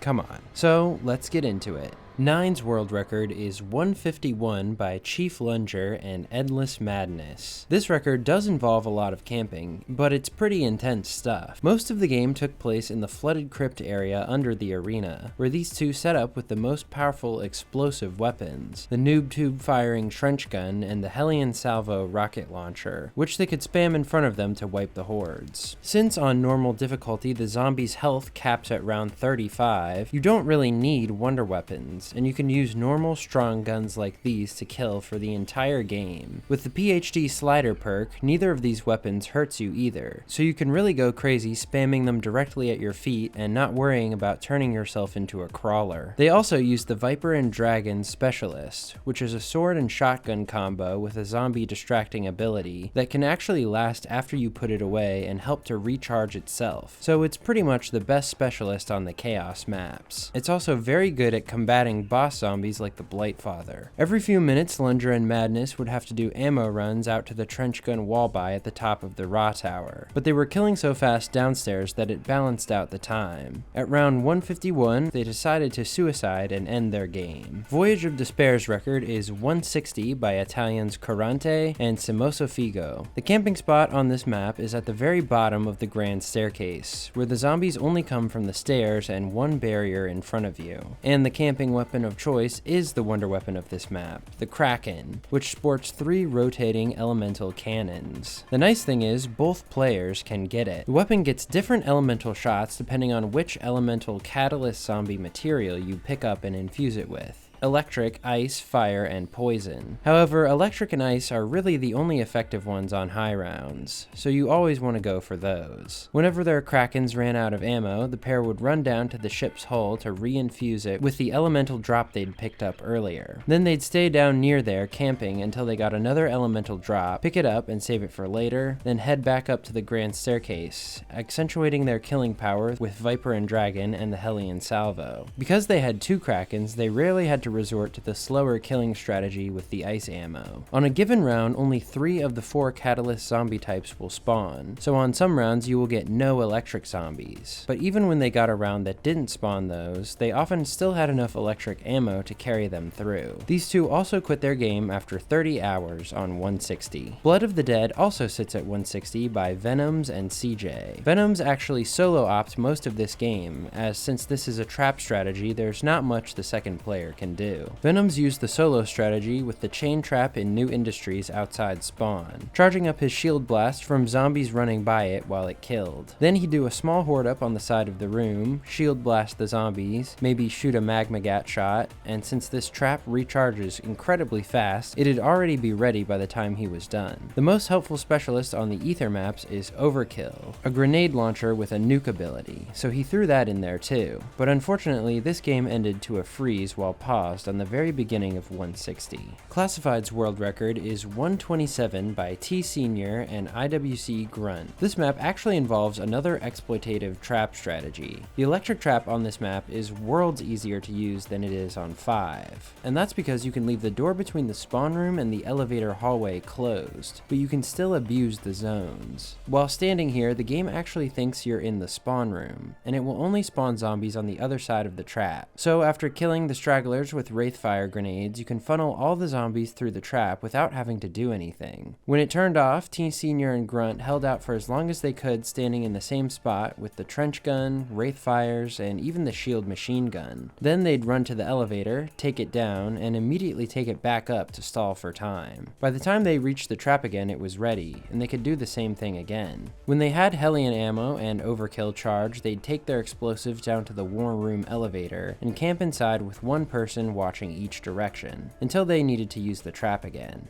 I'm actually not sure how this game ended because the video just cuts off, but my best guess is that it was a disconnect. The funny thing is that the 3-player record is also tied with this at 127, so I figured I should mention that too. It's also by T Senior, this time with Mary Lump and Agent 0471. This trio only used the war room elevator camping strategy because their ammo could go a lot farther and because you can't fit 3 people in the zone exploit with the trap upstairs. This game also ended to a disconnect. Dead of the Night is pretty much the ultimate camping map, as it has a feature called Silver Bullets, where you can infinitely buy ammo from a workbench for any gun. Because of this, it is the highest classic round with the normal scaling amount of zombies on any zombies map ever. 273 by Spider-Man?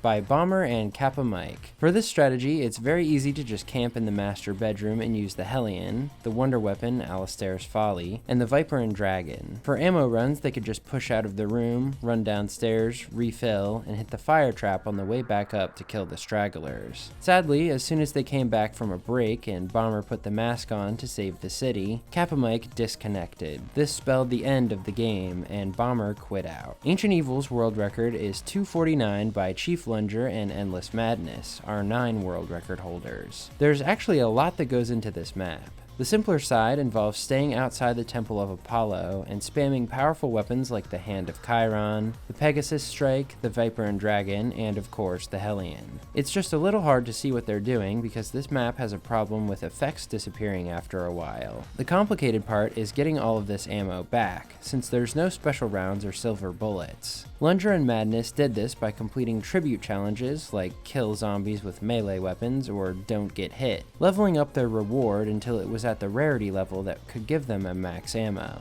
This meant that they actually had to plan around what their challenge was to be able to continue playing fast and efficiently. Unfortunately, this game also ended to a disconnect, prompting Madness to quit out on 249. Alpha Omega's highest round with 2 players is 135 by ZSG Jason and Stam935 according to ZWR. However, all this game's footage was deleted in the Twitch purge at the beginning of this summer, so I can't really talk about this game or claim it as the record. The next highest round is actually the 4-player record of 120 by Chief Lunger, DJ Rogba, Kill Will V2, and Endless Madness. One of the reasons this record is higher than a lot of other co-ops is that they were able to exploit the layout of the map on the yellow house's back porch, where zombies can only jump up from one direction. With 4 players, you can use enough galvanuckle punches to beat up all the zombies while they're climbing up and can't hit you. The game only ended when the team decided to quit out by suiciding in the bunker.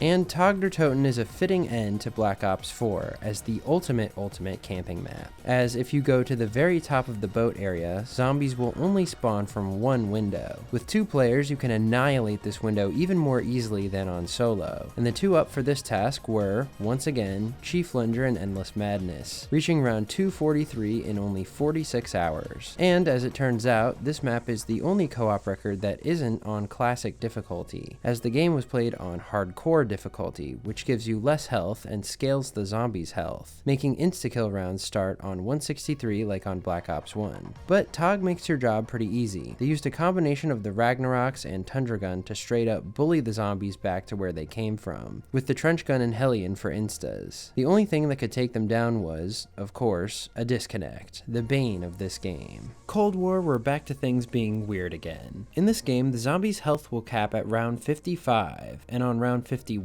the round length will start increasing extremely slowly, like a few seconds every round, so you'll get 100 or so rounds that are basically the same length. This makes the round progression more similar to something like World War II, but the difference is that the resets are unimaginably high, higher than anything you would ever get to, although you do have server pause in co-op. Cold War's problem is that the game is very unstable, so crashes in high rounds are common, and the king of crashes on this game is the base map, D Machine. The world record on this map is 547 by Drain BB and Grave. The theory on this map is that you crash if you play too fast, so Drain and Grave mitigated their extremely fast strategy by trying to play slower than normal. The meta is to camp up here on top of the knocked area with the door behind you closed, as the zombies will only spawn near you and you can spam the ray gun like crazy with the Ring of Fire field upgrade, which is essentially a specialist that powers up your weapon for a limited time and kills zombies near you.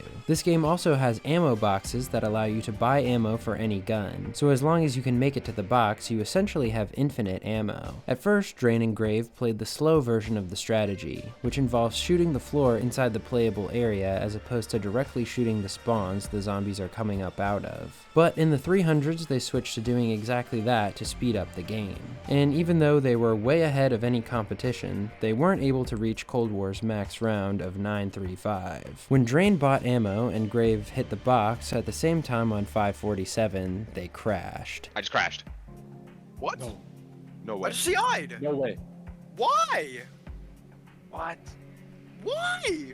The highest co-op round on Firebase Z is 260 by Charlie Hope and Hawkward. These two actually played this game as a no-support challenge, in which they didn't use any score streaks, self-revives, or anything obtained from a workbench, as these make the game a lot easier. They mirrored the classic solo strategy of camping in the weapon lab with the Ray K Wunder weapon and Ring of Fire. This weapon has two fire modes, a laser machine gun and a sort of area of effect shot that can be combined to wipe the hordes in front of you. But it's pretty easy to just stand back and spray at the incoming doorway and side spawns, and then run out and buy ammo when needed. But the game ended pretty early on 260 due to a disconnect. On the other hand, Maurer Toten's world record is Cold War's max round of 935 by Drain and Grave again, making this by far the highest numerical co-op round of all time. These two camped and spammed the China Lake grenade launchers in the Death Strip area until the early 200s, which is incredibly fast, but as you would expect from Cold War, will error you very quickly. From here they moved to the Hotel Room 305 camping strategy for the rest of the game. This area only has two spawns in the adjacent windows where zombies climb up toward you, but the nice thing is that you can hit them through the wall with the Frost Blast field upgrade. So Drain and Grave would exchange shooting explosives at the window frames and popping Frost Blast when it was charged. They were also very attentive to avoiding crashing the game, and many times had to play around it. For example, only Grave would shoot during insta-kills to keep from killing too fast, and when he left and rejoined, Drain would have to respawn him by standing next to the zipline up to the Wunder Fizz, as if you actually use the vertical ziplines on high rounds, the game will most likely crash. But luckily their game held together the whole time, and the pair reached the max round at 112.5 hours, and happily quit the game. Forsaken's world record is 308 by Beta Pack-a-Punch and Beta Pack-a-Lunch. I literally cannot make these names up, guys. This strategy also involves sitting in a prison cell-sized room and spamming absolutely apocalyptically at the choke point, this time in the pizzeria with ray guns and the China Lake. And we're back to Ring of Fire. Punch took the doorway and Lunch took the ceiling spawn at the back of the room. Forsaken has random boss zombies that spawn depending on the round, but most of them didn't even make it into the Chaos Room through the absolute hell being thrown at them. Punch and Lunch could just rebuy ammo and supplies across the street between rounds, and they could have gone much farther, but this game ended when Lunch disconnected on 308. From here, Punch was forced to quit the run. And it's worth mentioning Outbreak, the zombies objective mode, which has a world record of 347 by Cali123Weed and Try It Out. This mode is pretty different from normal zombies, as rounds are objective based, with various elimination or escort missions. They vary in time depending on the objective, but never get progressively longer, so it's more of a test of endurance than anything, of both you and the game itself. These two played this game as a no juggernog challenge too, making the toughness even steeper for themselves, but they were only brought down by Try It Out disconnecting and being unable to rejoin about 30 hours in. And who can forget Vanguard zombies, no matter how hard we might try. Vanguard is a bit of a fringe game since the first two maps are objective based like Outbreak, and the last two are like when your mom says we have Cold War at home. But I think it deserves a mention nonetheless. Taking a break on this game is even harder because not only can you not leave and rejoin, or server pause, but you can't even really take an extended break because there's an AFK kick timer of about 10 minutes. But you wouldn't really want to, because the game kicks you out of your lobby after exactly 24 hours. So to maximize your time, you literally have to play the game straight. The highest co-op round on Duran Fang, the release map, is 170 by Mad Dog 187 and Effin Lizard King. On the first two maps, you have the option to play objectives or go to an area that is exclusively round-based. With objectives, every round you teleport to a specific area and complete different tasks that are about the same length of time, like escorting an orb or collecting runes. So pretty much a copy and paste of Outbreak. With the round-based area called the Void, it plays more like Cold War with slowly scaling rounds. Mad Dog and Lizard only played the very early rounds in Void because at a certain point, playing the limited objective rounds was much faster. To get through these, of course, you and your teammate will want your trusty noob tube launchers by your sides to blast away anything that moves, and then rebuy ammo from ammo boxes. Because they did objectives most of the game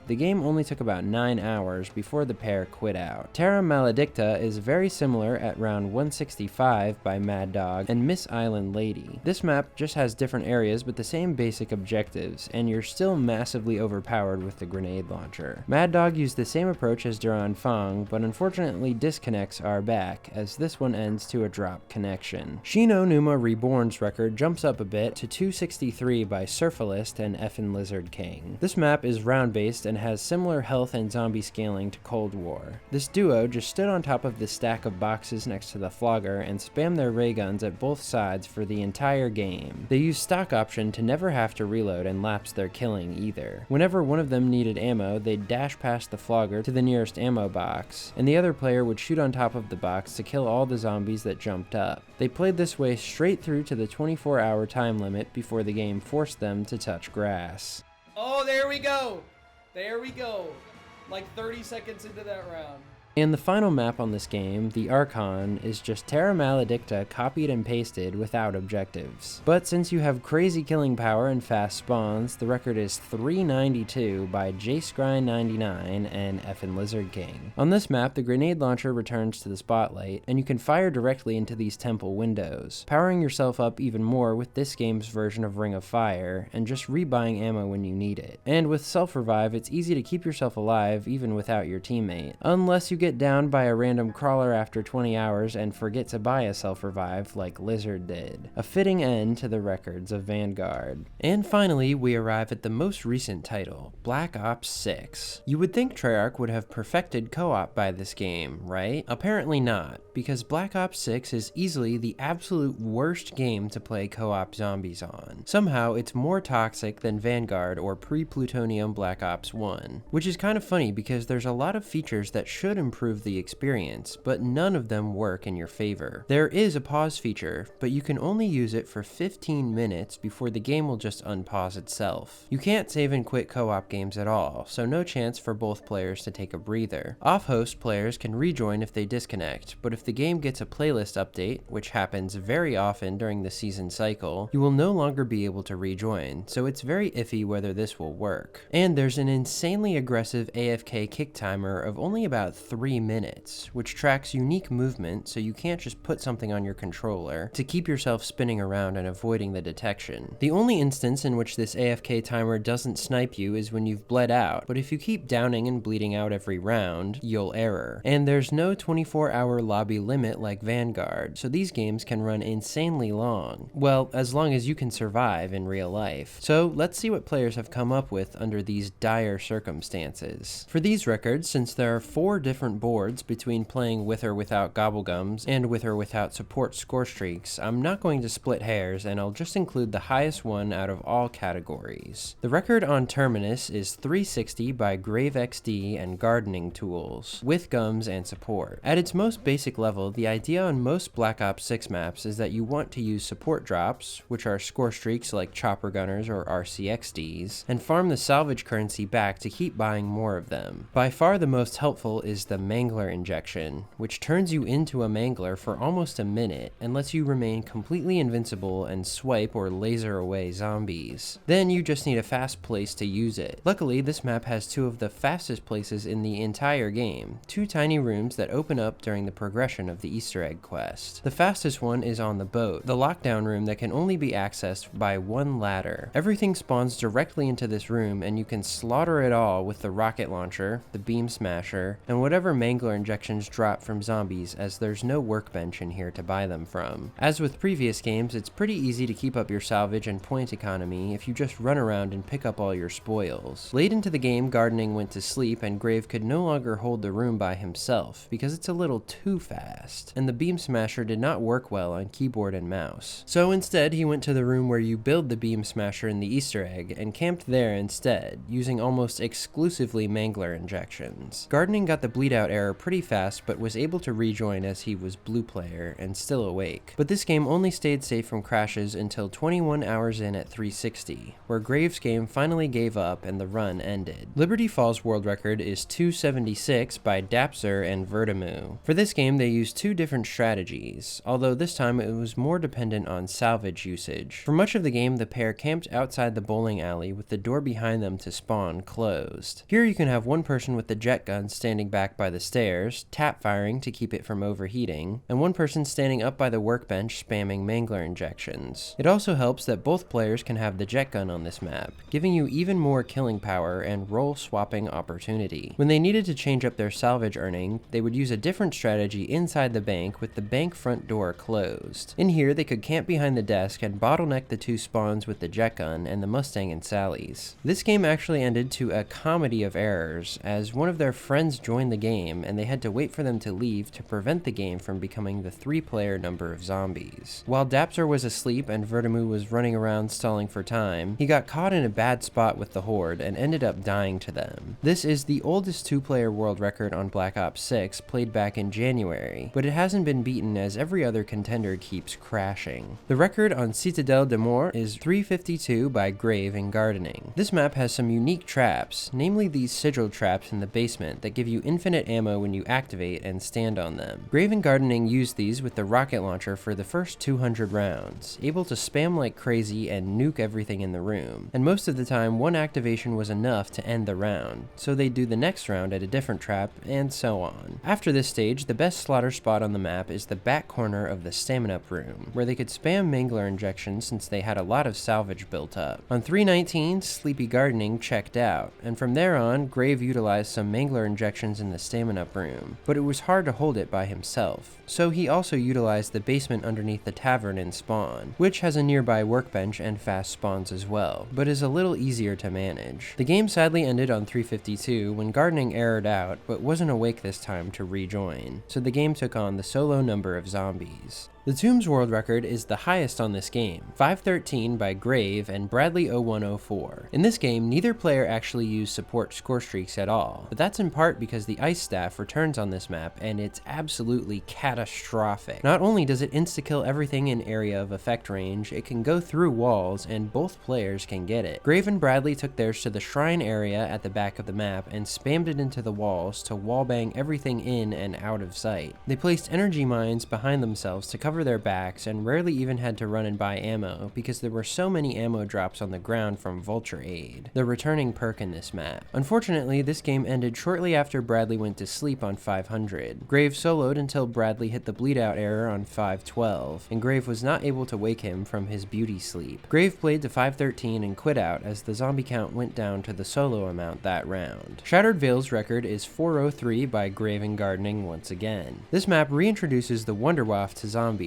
and like previous maps on Black Ops 6, both players can get it. These two camped in the basement of the mansion and held down the two windows here with bouts of electricity and mangler score streaks. There's also a ground spawn in this room, but Grave just used PhD slider on it over and over to keep it at bay. They were able to replenish their ammo endlessly with ammo boxes and by using the augments Dead Again, which gives ammo back for critical kills, and Critical Eye, which has a chance to make any kill critical. Unfortunately, Gardening's game crashed on 397 and he was unable to get his waff back as he'd had it through the Easter egg, so they quit out a few rounds later as it would have been much slower to play from here on. And the most recent map in Zombies, Reckoning, has a record of just 204 by Gardening Tools and Dallas Nation 04. There was a one spawn strategy found on this map, but it was patched recently, so the highest co-op round is this run played right after the map came out, where the pair were still testing strategies. For much of the game they camped on the tower balcony with the Wonder Weapon pistol, which shoots charged energy shots, and the Mustang and Sally, before moving down to the jump portal room next to the computer lab. The game went downhill when Dallas downed trying to access a portal, and it became a spiral of one player downing trying to revive the other, finally ending their game on 204. And that's it. That's the world record with friends on all 77 Zombies maps. Not only are the records astoundingly impressive for how well each team managed to convert the solo strategy to 2 players, or employ something something completely different. Even more impressive is how one player managed to find another person to play with them for that long on every map. Co-op games, despite being lower than solo records, are no joke, and in some cases they're arguably much harder due to pausing limitations, coordination issues, risk of disconnection, and just dual commitment. In fact, the thing that keeps so many of these games together is both players staying on board with the mission and each other, but they rarely get as much recognition and are often left to the wayside for the higher rounds. So I hope this video gives you a much better view into what teams are doing across all of these games, and how they're using their friendships more than anything else to push records far beyond what anyone thought possible. With that said, I want to dedicate this entire video to a player named Sizz Mamone. Mamone was once considered one of the, if not the greatest co-op zombies player when he was most active back between 2014 to 2016. He cleared most of the Black Ops 1 maps as world records, some of which stayed records for 6, 7, 8 years, long after he unfortunately passed away in 2019. His final standing record was only beaten last May on 5 by Jermaine and Tamika, but the dedication he had for the game and his partners was legendary, and kept on inspiring people who knew him long after he was gone,